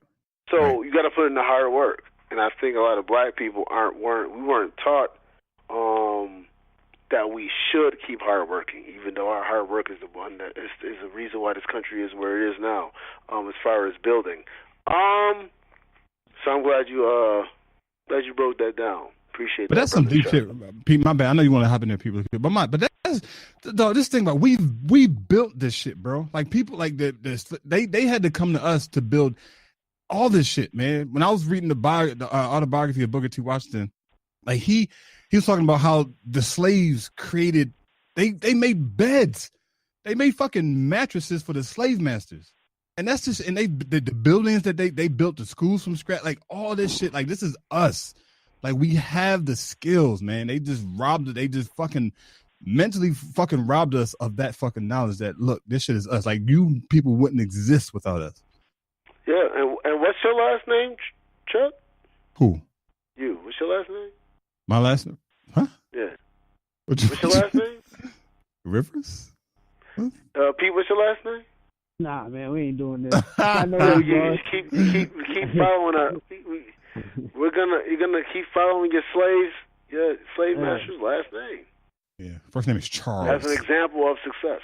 That's what I was getting to. Nobody from African named Charles. Black dude named Henry, right? The fuck is that? What's your last name, Henry? Oh man. Oh, it is. Henry. Oh, you're a slave. And we laugh at Matumbo. Names are important, man. Shit, what was Kareem Abdul-Jabbar's real name? I know that was not his real name. Lou Alcindor. Well, yeah, his first, Lou Alcindor. Yeah, people change names for a reason, man. And I've been debating about changing mine. It's no bullshit though. But I'm debating. I don't want to give a child of mine my last name. But I know that the woman I might be with might want that because that's how women are designed. Programmed. There you go. Good word, man. Programmed. Design programmed. Pete? Yo. Go ahead, brother. I mean, shit, y'all alluded to it pretty much. And you gotta do your research, man. It starts with us. Like, shout out to my wife. You know, we live in a complex and everything, but she got like a little garden. She's growing tomatoes and shit, onions, green peppers, cilantro, and shit. And she's been doing that since we've been here. So, you know, it's baby steps. It's small steps. I think a lot of times we look at the bigger picture and shit, and that's the scary part of it. But ain't no reason why we can't start doing shit on our own. Everybody do a little bit at a time. You know, that can turn into either bartering or selling what we can and to use that money to buy property and grow some more shit. Like, it's mad avenues where we can take it and real shit. Like I do to peel the onion back even more. It's kind of getting to that time where it's important to learn how to grow your own shit, man, because like you said, peep the bullshit. You know, you can bullshit with rap if you want, like Jay said, but, you know, fuck all the CNN shit. But past that, you know, they trying to take shit higher. You know, notice the gas prices going up. These food prices going up. Buying a gallon of milk is fucking crazy. You know what I mean? Because the land and all that is getting saturated and you know, that global warming shit is real and the farmers is, you know, losing land, so they buying more. It's deep, bro. Like, you know, that's why you see this. We consume. We used to consuming shit. The American way got us lazy, and you know, the not even gonna talk about the oppression and the slavery shit, even though they just think that's an excuse. But it's a whole bunch of mental shit we go through that don't make us realize, like Chuck said, nigga, these lazy motherfuckers wouldn't know shit if it wasn't for us. So we got to go back to our original roots in order to survive, because that's how it's going to be in a minute, because soon the gas prices go up, the food prices going to get even higher, it's going to be crazy expensive to buy food. Like, it's deep, man. It's the shit they don't talk about on the news. You know, so trying to grow your own shit is important, and it's going to be a must, sooner rather than later. Yeah, man. It's the fact is they didn't mind us mining the land. They didn't want us going ahead and owning it. And it seems like we're doing the same thing in all aspects of American culture as black people within our music. We don't own that. We give it away.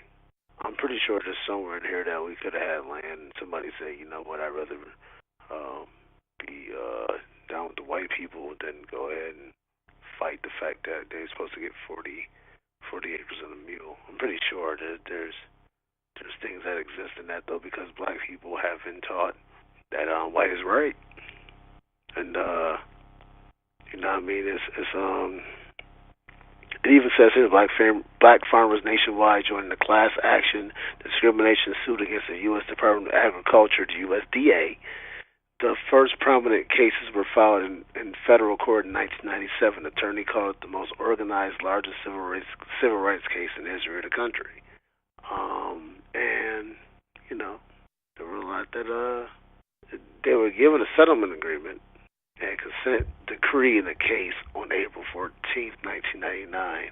The settlement recognized discrimination against 22,363 black farmers, but the NBFA would later call the agreement incomplete because more than 70,000 were excluded.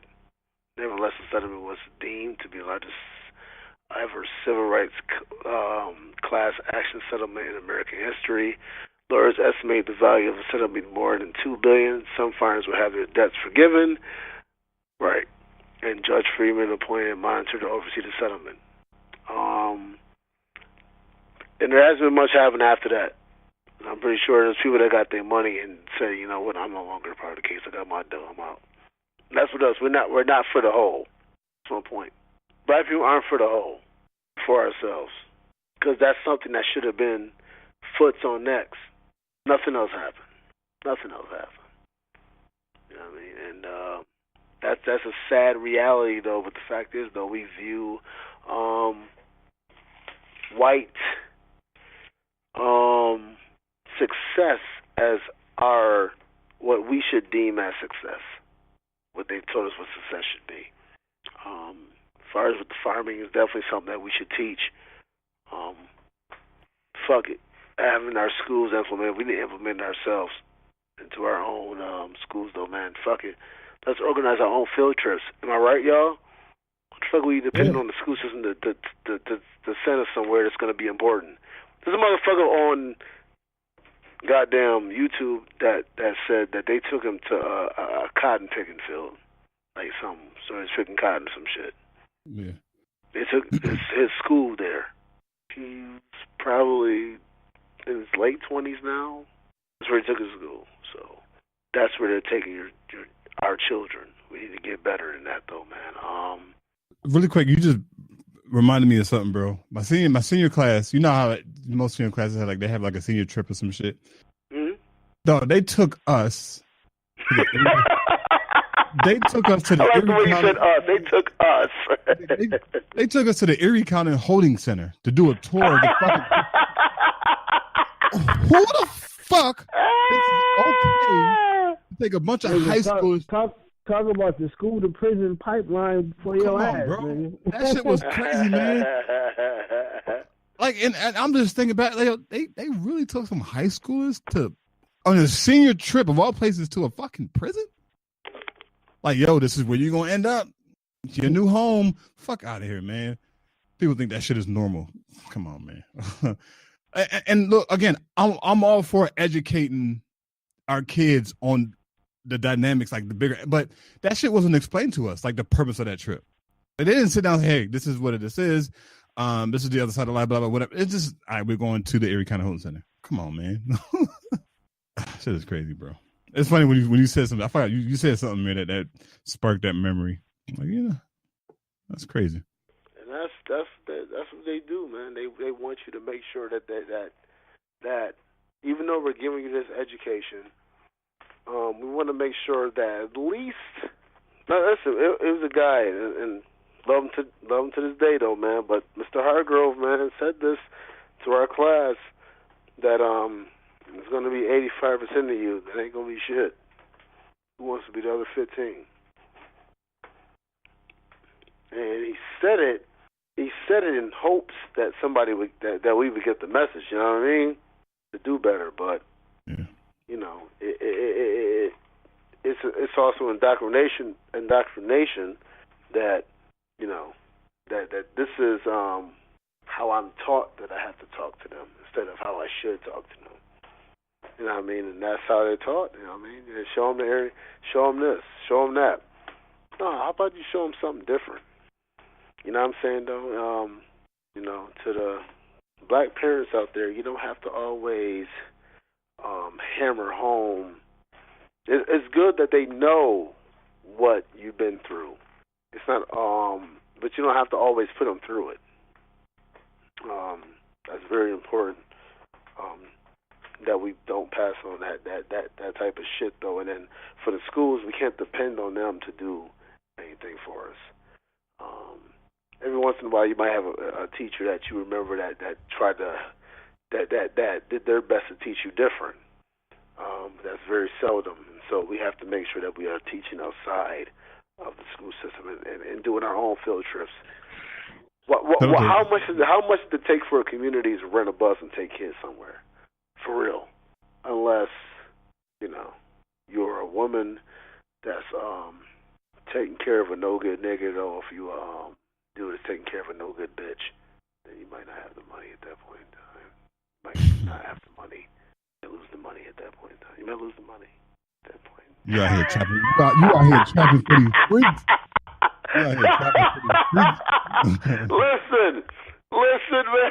I'll get to the topic without getting petty. All right, man. Let's discuss the best rap videos of all time, man. Let's discuss hip hop videos, man. We got to get into it. Let's get into this stuff. All right. We got the new current great rap videos. You know what I'm saying? That's out though. But let's discuss who were the ones, you know what I'm saying though, we could say it back in the day, that made the best rap videos, and who do y'all think are the current ones that make the best rap videos? Pete, I'm gonna start with you, brother, though, because I know this is one that you really want to go ahead and sink your teeth into, though. And Chuck, go ahead, and I'm gonna go after y'all. Busta Rhymes, all the bad boy, Puff Daddy boys, and Missy. Oh, bad boy! Which bad boy artist though? Let's talk about it. I'm talking about the whole kit, like just Puff Daddy. Period. Listen, this is back when them niggas had $1 million budgets for videos. They could do whatever the fuck they wanted to do. The Hype Williams days, huh? The Hype Williams days, you know what I mean? So all the Puff Daddy, all the P. Diddy bad boy shit was dope. Busta Rhymes videos was dope. The joint with Janet was ill. The Give Me Some More, Put Your Hands on My Eyes to See. I think he just had fire. And Missy Elliott, Timbaland and them, they were just mad creative with it. You know what I'm saying? Like those are the top three to me. The top, Puff, Busta, and Missy. Those was the top hip hop R&B. Them shits was the illest. In our era, my opinion. Now, all right. You know what? I'm gonna stop there, and I'm just gonna ask you, Chuck. Back in the day, then I'm gonna get to the current after I go ahead and answer about back in the day. Go ahead, Chuck. Shit. And I didn't even think about all the groups Pete said, but yeah, I'm on the lines with Pete. You know, Puff Daddy and them boys. Busta Rhymes, his shit was fire. I'm trying to think if any.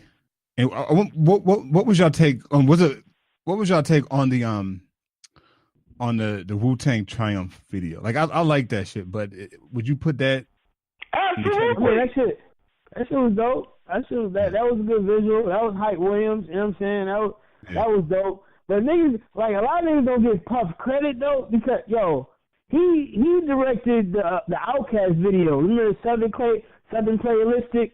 Cadillac, funky, like that joint, like the nigga, we crack jokes, but I know Amir got 1 in 5, 4, 3, 2, but nah, that nigga, them visuals, his visuals is dope. Wu-Tang, that was definitely but they not really known for visuals, them niggas, but the Triumph video was definitely a dope one.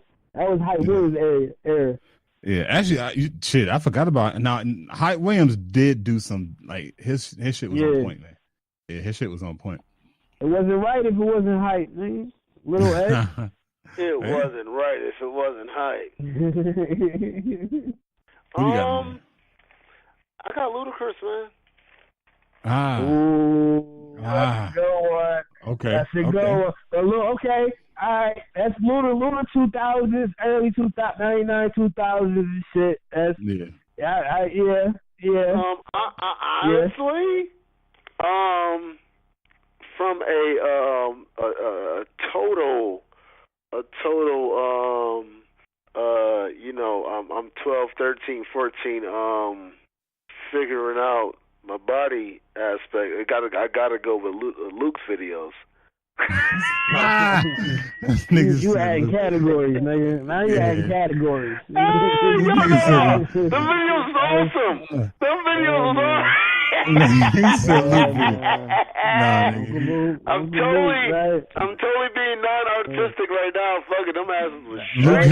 helped you. Luke assisted the transition into puberty. I say Uncle Luke BET Uncut was tip drill, Nelly the tip drill video. That was becoming that was that shit. Right. Ludacris pussy popping. Niggas see everybody talk about Nelly's tip drill, but don't mention the pussy popping video. That nigga putting shit, man. Man, that shit was. Let's talk about it. We can talk about it. Yeah, that pussy popping shit, man. That god damn. Man, that shit was the shit, man. Yeah. Shout out Lil Fate. Snoop got some good videos. You said who? Snoop. Man, listen, man. Beautiful.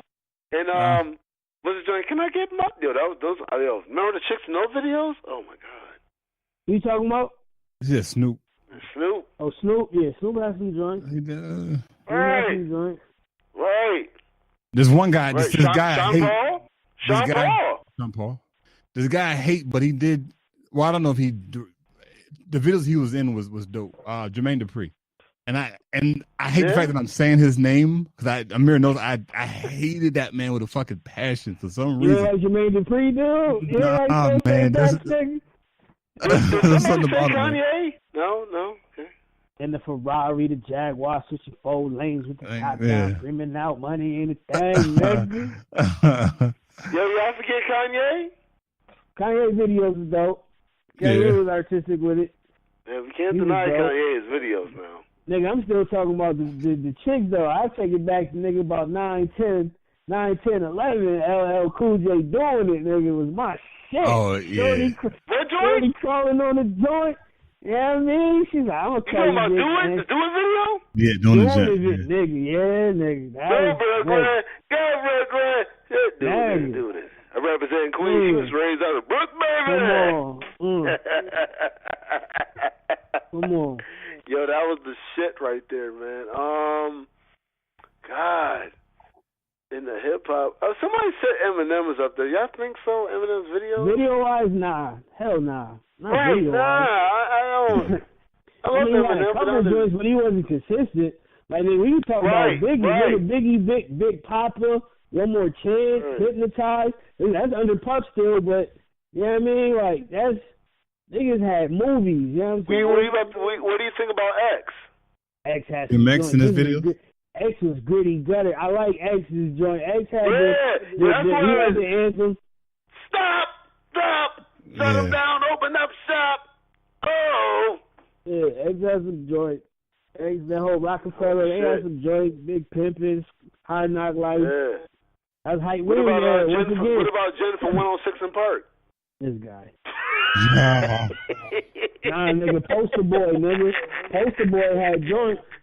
What about y'all want to give Poster Boy? I got one for y'all. Let's check it. I got one for y'all. The Cisco and Thong song. Who are you saying? Cisco and Charles, Thong if we ever mention hip hop, we mention Cisco. No, Charles, because Chuck was talking about the remix with Foxy on it when she had the see-through joint. Okay. There we go. That's what he's talking about. Yeah, that's what I'm talking about. Good looks, Pete, on that shit. Nigga. Foxy, come on. Foxy love with the see-through back in the day. Cisco was a part of that joint he had with DMX. What these bitches run from a nigga. It was Linda, Felicia, Dawn, LaShawn. This nigga about 3 cookies. That nigga named about 38 names. Yeah. Right. I think a lot of times women get with you and forget that you have those names underneath your belt. But that's neither here nor there. Okay. Right.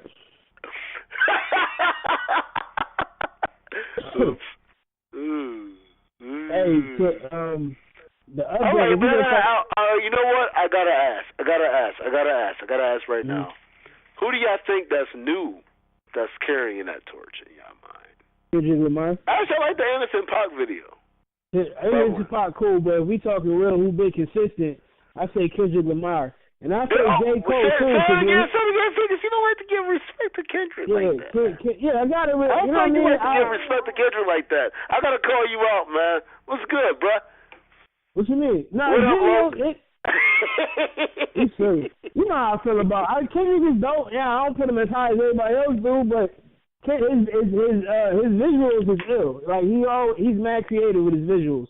Him and when J. Cole dropped, he dropped some visuals too. But Kendrick, he's the most consistent out now, my opinion. Mm-hmm. That I say carrying the torch of past and present and into the future.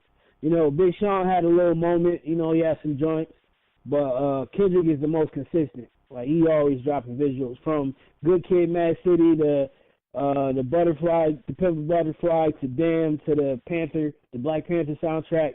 Like he has visuals. So I give him props for that. What about Drake's videos? He got visuals too, but I mean Drake got a budget. Yeah. But so did Kendrick. But nah, Drake got some. He got some joints. Actually, fuck that. Because, shout out to Pusha T, but go ahead, Drake. Yeah, Push. Yeah, shout out to Push, man. And Drake's smart because the nigga. It's funny you say that. He just dropped a video for his "I'm Upset" joint. You see, is that the one with the Degrassi video? Yeah, and it was a Degrassi. That little faggot. Yeah, and that was smart. That was a good PR move. That was a beautiful. That's when you know you got a machine, my nigga. Like, let's forget about this shit. Let's bring Degrassi. Niggas love Degrassi back in the day. And the shorty, the beautiful brown skin chocolate, his girlfriend in the show, she's still bad to this fucking day. Shout out to her. Can't remember her name. But Drake's team was smart for that one. Yeah, that his visuals was cool. This nigga woke up with the bitch with the fat ass that he got caught with on Instagram. This nigga woke up in the bed in the middle of the Toronto Raptors stadium. I can't even front. That was ill. Nigga woke up. Nigga, he slipped out the bed, took a sip of champagne, looked at the camera, and walked off. I'm like, you fucker. You bitch. You're good. You got a good team. But he got good visuals, but we ain't going to hear no more of this Pusher. I know that. Push won. Don't debate me. Push is the winner. Oh, no, he been one. Yeah. Have y'all seen the J. Cole KOD video? Yeah, KOD is dope. The Kevin Hart joint was ill. Yeah, Kevin Hart in the joint. You got to peep that one, bro. That was a good one. He did his thing. But go ahead. No, so in that joint, he's actually talking about Kevin Hart. No, he talking about him too. Like he been some like. No, Cole made his college sweetheart, bro. And if you go back to Born Center, you'll hear the shit about what he was going through while they was just together. You know what I mean? Born Center is a lot of dark shit. You know, that shit he was going through and while he was living in Cali. The Forest Hills Drive, that's the nigga coming out of the shell, teetering away from the Hollywood bullshit growing up. And now you get the KOD. Now you get the married nigga, the married nigga with a kid. I'm in Tanzania, sunbathe with my son. You know what I mean? Like, you get that. Like, that's, nigga, if Cole fans really grew with the nigga from Born Center up, you hear the shit. So the Kevin Hart, to answer your question, my bad, it's about the shit he went through, Kevin Hart, but it's about his shit too. I got you. Okay. I like Sci-Hi videos too, though. Sci-Hi? Huh? I like Sci-Hi videos too. I haven't seen any of his videos actually. Sci cool. He do what he can with no bread. Give it to him. That's another nigga that's disappointed me. I know I keep going off on a tangent, but y'all bringing shit up. Sci-Hi. What about Common's videos? Gotta stop. Common is dope. Black Star was dope. That whole era. Most Def. Talib Know what you about to say, Chuck? What about the I don't know if y'all heard it, the Rick Ross Thug Cry video. That was cool. Ross have some visuals. Ross be having some visuals. Ross gets it in. All right, now this person I'm about to say, y'all gonna think I'm off my rocker or some shit, but I did like at least the one video that he came up with. I'm talking about Designer and Zombie Walk. Okay. I never saw that one. Yeah, so it's kind of like a movie-ish. Like it starts off as like a movie, like a movie. It starts kind of like a movie. It had that like kind of movie-ish thing. Starts off, And it transitioned from like that movie theme into the video, so it's kind of dope. I can't front. I got to give designer the and I actually like the song anyway. So I mean, everybody gonna have a few. You know what I'm saying? Like if we talking consistent, that's consistently dope with it. You got to give it to Kendrick. I follow that up with like a Rick Ross and then J. Cole. You know what I mean? But I agree. Niggas that's consistently dropping dope visuals. Is them boys. I don't think nobody else is consistent with it outside of them. As far as videos and albums and bars and shit, you say Kendrick, right? What you say? We said videos, nigga. We said nothing about no bars. We said videos. As far as videos, albums and bars, you would say Kendrick.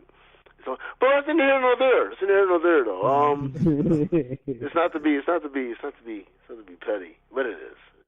Nah, you definitely take designer out that conversation. We talking about straight videos? Man, don't fall into the hype chat. Yes, we talk about videos, man. Don't fall into the shit, man. All right, look, man. It's getting to the painless, though, man. And I appreciate actually both of your answers, though, man. And it's been a lot of great videos.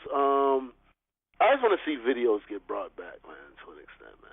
That's just my whole thing about seeing it, man. It was just I was watching the Busta Rhymes and Janet Jackson joint, "What's It Gonna Be" video, and it just kind of brought it adds a visual to like videos, man. Videos was an important part. We used to wait for videos to get brought up on the screen. That shit also cost like 1.2 mil, nigga.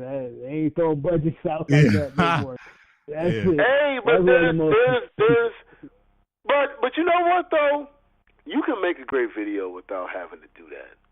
Absolutely. I feel like there's classic videos and people that appreciate the art of video making. Like I'm saying, you don't have to be. If that's not what you are, it's not about that cool to an extent, though. But you there has to be, if you're gonna do a video, you gotta at least, understand and respect the craft. That video making, make a good video here and there. If you got more than 5 videos in your catalog, one of them should at least be nice. Right. If you got a few, okay, then maybe you probably just doing your thing, but you got 5, you should, all right, you know what I'm saying, and do the work to get the money to make a great video. There's ways to do that shit, show your following, but great videos, it can't be made, especially when you're in the major label. If you're independent, I understand it, but if you're in a major label, you should be able to make at least one great video if you got 5. If you got 5, that means the label trusts into you to make 5 videos. Mm-hmm. Because trust me, there's many people that only got 1 video. Shout out to A+.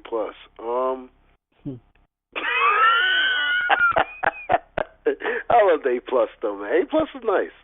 A+ is nice. I'm just talking shit, man. A+ is nice, man. If you're a black athlete, and we've talked about it though, but just because it's, they've been discussing it, we see what it is. If you're a black athlete, should that automatically make you obligated to be for black rights? Should you have to? I don't know. I mean, some reason. Go ahead, Chuck. I think there's 2 perspectives, in my opinion, when you ask that question. One is from the athletes, and the other one is from the people who watch the athletes. So, from my perspective, do I have an expectation of athletes to be for black people? I don't. The same way I don't have expectations from music artists, entertainers, like none of that shit. Because that, to me, that's not what that shit. I don't know. I think that shit can become a distraction if the other person is not aware of what's happening. If that makes sense. I don't know if I answered the question or not. But so, from an athlete's perspective, are they obligated? They're not. Unfortunately, they're not obligated to. Unfortunately, they're not obligated to. Is it good when they do? Absolutely. Will I turn down, or will I guess, brush off athlete that's trying to do something? Absolutely not. That would be ludicrous. But do I expect it to happen? I do not. There was something that was said, and Pete, before you get right into it, I should say this. There was something that was said by Mr. Farrakhan, in which he said that the reason why he would never go at Cosby because Cosby was for his people, though, but it was certain things that he had to do in order to maintain do the things that he did, right? Yeah, I agree. To placate, right? Yeah, like you can't. Go ahead, Chuck. My bad. No, so you can't be in Hollywood and be 100% for black people. Like that's not possible. No, that's not. So you can be a Bill Cosby, and you may be 80% for black people, but the other 20% you giving that to what they want, what they're looking for. So if you're black and famous, are you saying that I should automatically expect you to coon at a certain level? At a certain, if that being famous is brought to you by being famous is being introduced by white people, would you say that? How do we know about Childish Gambino, white people? Say it again. How do we know about Childish Gambino, white people? So should we expect him to at certain points to coon? Are you saying that? Would you agree with that? I do. I think there's certain aspects of when you're in that status where you, unfortunately, you have to coon. You have to. Like I just can't see an extremely famous Pan-Africanist who's 100% for black people being a star in Hollywood. So, because Bill Cosby said that he didn't want to be a black leader, okay, but he was one of the main funders of historically black colleges. So it does say, though, that does it have to be to a point that we have to accept people? Do we have black people have to accept the fact that certain black people being corporate can't be pro-black in the forefront? But do we have to also check what are they doing not in the forefront? Pete, I'm gonna get your answer on the whole black athlete, and then just on that in general. And Chuck, I'm gonna go right back to you, and then I'm gonna go ahead and answer. So, what do you think, Pete? Like, do we have to accept sometimes that black people can't be for us in the forefront? And what do you think about the black athlete in general? Do they have to automatically be for black people or the black entertainer? Go ahead, Pete. You can't expect nobody to do shit for us, bro. Yeah. Not even our That's fair. Members, man. Yep. You know what I mean? Like, everybody got their own agenda at the end of the day. I got my own agenda. I would definitely like to be in a better position to help people. And I believe once I get in a better position, I'll be able to do that. But if it's not already in you from the beginning, then it's just not in you. You know what I'm saying? So my answer is you can't expect shit from people. You can't expect shit from your own flesh and blood. So you can't expect shit from strangers. You know what I'm saying? Like, you gotta stop putting these folks on the pedestal. Yes, you would definitely. Don't get it twisted. I would definitely like to see a Kanye West work with a Rhyme Fest on something that's already an idea that's in action because it's physically there. A school for creatives, for the arts, especially for black people, and it's in the hood. I would love to see Kanye put more money into that so it can grow into a series of schools in different cities and countries and shit. I would definitely love to see that. But I can't expect it because of the person who I think he is. And I don't know the nigga I don't know the nigga at all. Never met him. So that's just a long-winded answer to say don't expect shit from nobody, man. You just got to try to do our part and do what we can do. And hopefully somebody in a higher position, like the names we just mentioned, celebrities or whatever, will catch on. Will, not to say folks not doing nothing already, the LeBron Jameses, the John Legends or whatever. I know you got to compromise to get in the higher positions, man. All this shit is built off guilt, greed, envy. Ain't none of this shit righteous. You don't become a rich man being totally righteous. I don't give a fuck what nobody says. You can be a good dude, you can be a good person, you know what I'm saying? But at the end of the day, you may have to do some shit in order to continue. So your shit won't stop. So that's true. Don't expect nothing from anybody, man. You gotta do what you gotta do. Go ahead, Chuck. No, just Pete, man, you hit the hit on the head, bro. Like if you think about like a lot of our ancestors, a lot of our scholars who passed away, like they passed away poor. Like they didn't have any money because their focus was empowering Black people, right? So a lot of them died with not a lot of money, and that's because they stuck to their like they stuck to who they were 100%, right? And like you said, Pete, like they didn't. If you start veering off that route, then yeah, you got to do some shady shit to get to the top. They weren't about the accolades, they weren't about the fame. They were just out there to teach, and that's why a lot of them, you know, they passed away from bad health. A lot of them passed away with no money, and that didn't matter to them. Like their legacy was us being able to go to YouTube and type in Dr. Henry Clark and see John Henry Clark and see a video of him, right? Dr. Sheikh Anta Diop, going to YouTube and find the video of the speech he gave back in the 80s, 70s, whenever, that we can watch. Like that's the shit that they want to pass on. Yeah, man. It's crazy what they try to hide from us as Black people, though, and it's crazy what they won't let us take credit for and what they will. You know what I'm saying, though? As far as being obligated, you know what I mean, to be Black and be in the spotlight and be for Black rights, you're not obligated. But you show us who you are, understand that we won't be for you when the shit hits the fan, because it will hit the fan. Ask O.J. Simpson. And it's going to go down. They love it when you're not for your people. You know what I mean? That's what they hope for.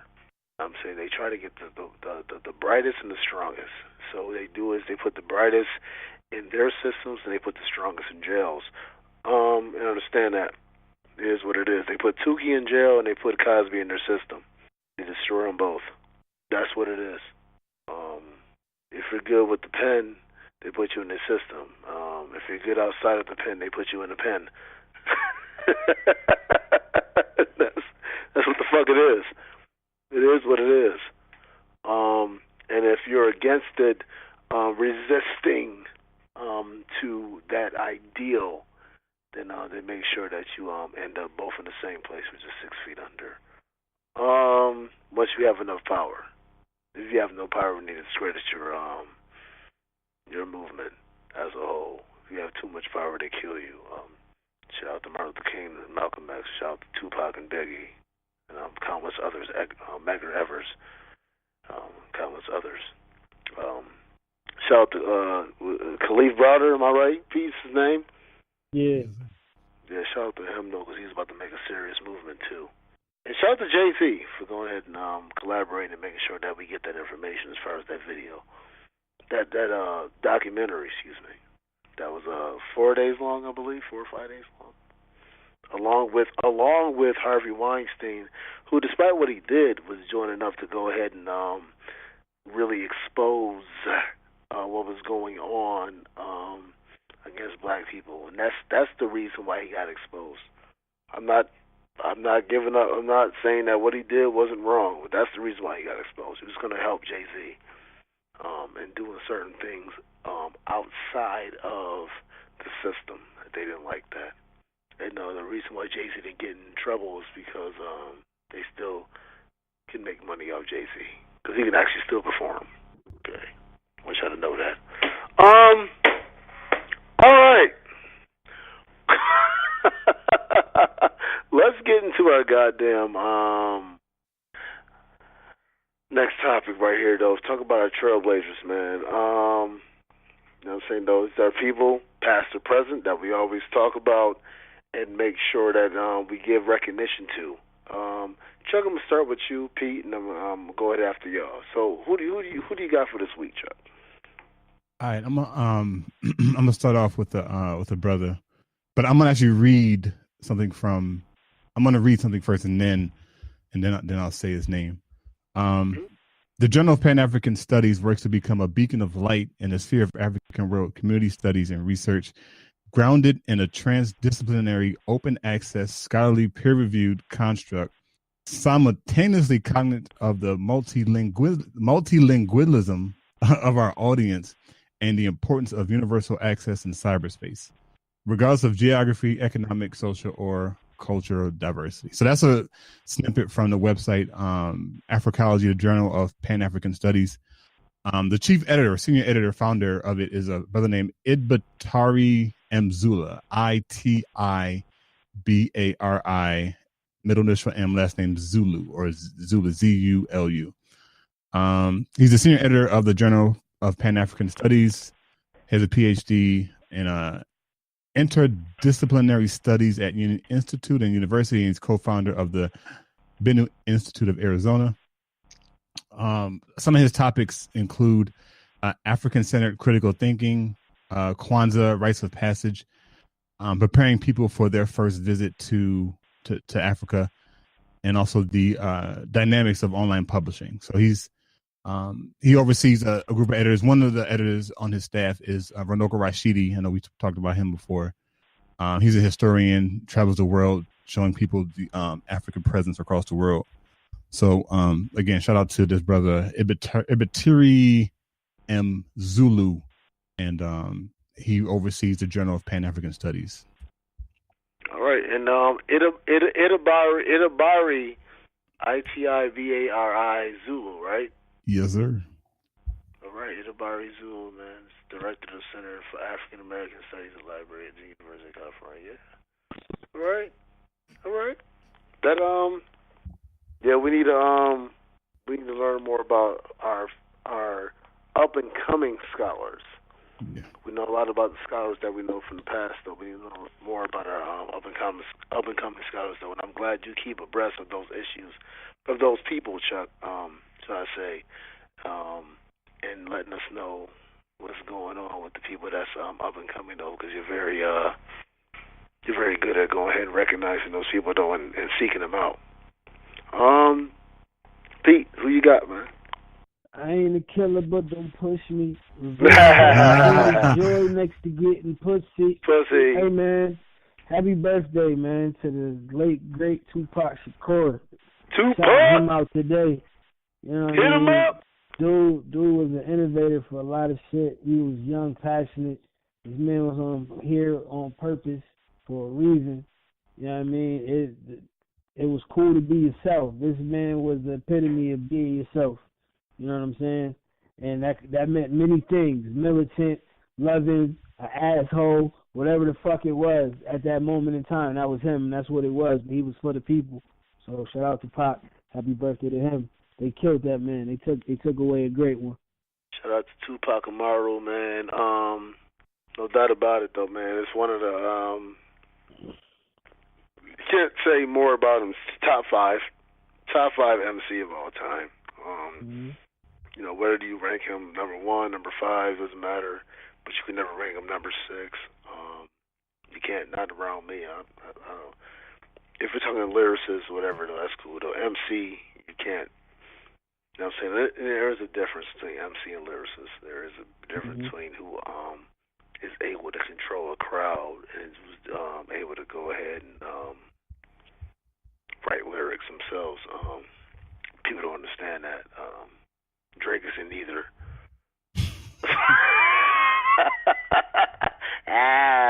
Nah, bro.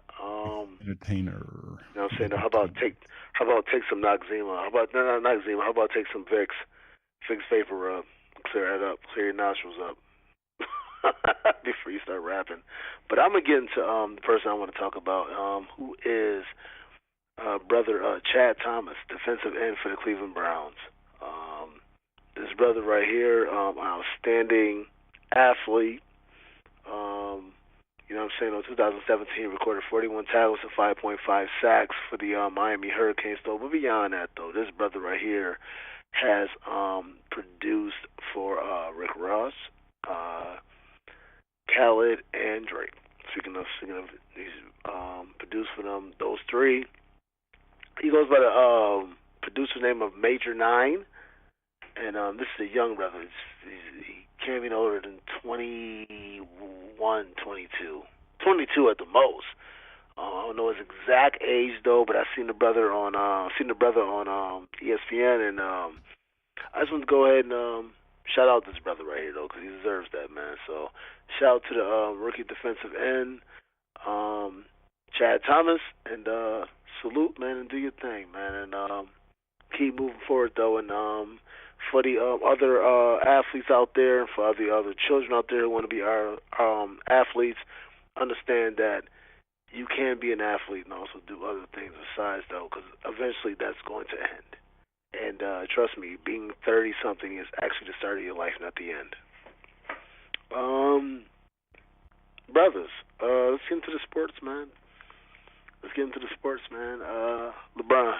Let's not even LeBron, Kawhi, Paul George. What do y'all think about free agency? What do you think, T, man? What's going on? Chuck, go ahead, man. Chime in, man, too, man. Go ahead, brothers. It's all speculation. It's all fun and games. Pete does not like to go ahead and just have some fun sometimes. You little fucking, you goddamn, you sound like a parent all the time. Yo, I don't want to speculate. Goddamn, man, have some fun sometimes. Do you ever get a fantasy team in your life? God damn! You make me sick with that, dude. Oh my God, I don't want to speculate. He's like I'm a grown ass man right now. Shut your ass up, man. What do you think's gonna happen? God damn! Y'all boys. This is a whole no. Because Chuck, this is a whole sports app, and nigga get sports updates faster than anybody. Yeah, and you never speculate what you think's gonna happen. Go off your own thoughts sometimes, or take a chance. He said, "Take a chance. Take a chance. Go on. Take a chance. Hey, take a chance."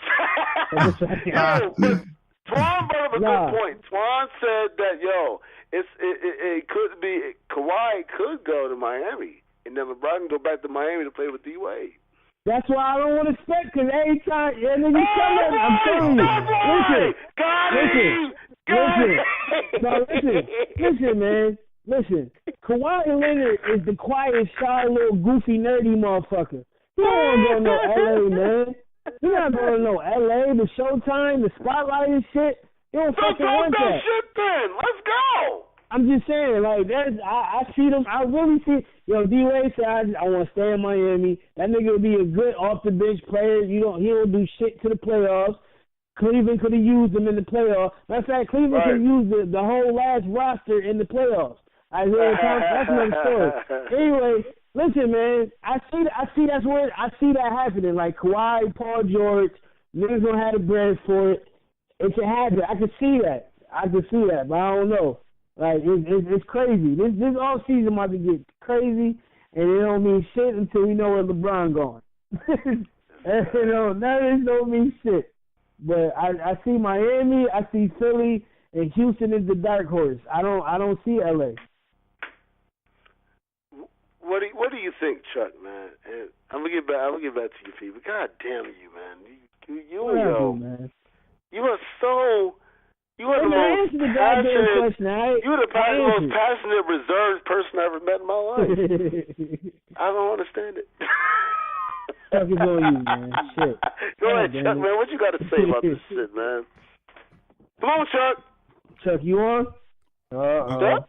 Yeah, no, I'm back. My bad. I had to. Okay. You want to make sure, but you had to go ahead and Look, I had to piss bad as hell, man. I'll just say it, man. I had, like that shit. There you go. Then say it. I couldn't hold it. Listen, y'all.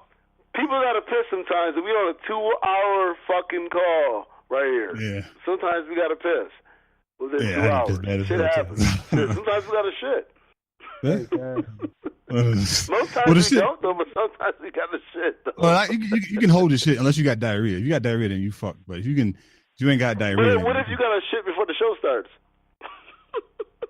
That's a problem. Oh, that's been done. See, sometimes that happens though. That's the long time to hold this proper shit. Yeah. I think I don't call in to about 10 after 5 after. Baby, letting them loose shit loose. Letting them shit loose. Blunk. Oh, listen, people like, I'm with you, Jacob. We got we both have to shit, baby. If I change your diaper, it's on. Hey, man. Hey, shit happens. Again, man.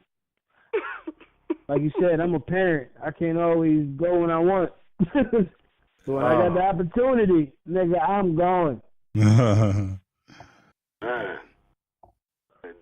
D up there chilling, man. He a parent too.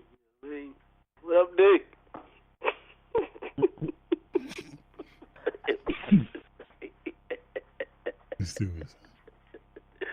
I love my people. Yo, man. Boy. Peter, you ready for these bars, man? Let's go. I sparked it. I'm gonna start it off though because my bars is gonna start it off, man. Okay.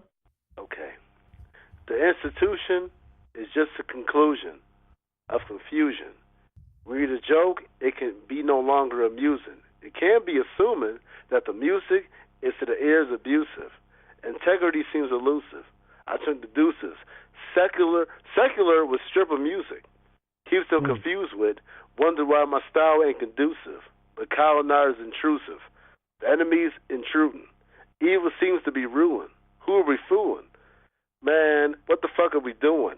Brother JP Moore, let's do this. But Pete, let's spark the movement. Let's do this. Go ahead, man. Yeah, I like that. Let's go, man. Okay. Let's get it. I got you. Hey, a lot of doubt in these thoughts and this delay in my greatness. Looking in the mirror like, how do I break this? How much longer can I take this? Having doubts is dangerous. Acting cool with the spiritual, but often think like an atheist. A tall task for a nigga who's not even 5'10". God skipped the height requirement while creating him. But the heart and soul is mighty large, spitting flows till he's parched. The animal ambition is real. It's the size of Noah's Ark. Listen, take a leap just to see if you fly. The sky's not the limit. The limit's beyond the eyes, which means the limits don't exist. That's what they say to keep you grounded. But fuck what they say. It's up to you to go and find it. The it is whatever that inspires you to be. And until you become that, you're not entirely free. Message to my sons is, don't stop until you see. Don't let nobody discourage you, not even if it's coming from me. Prop. Damn. Okay, it's right. Okay, yeah. It's up to you to find it.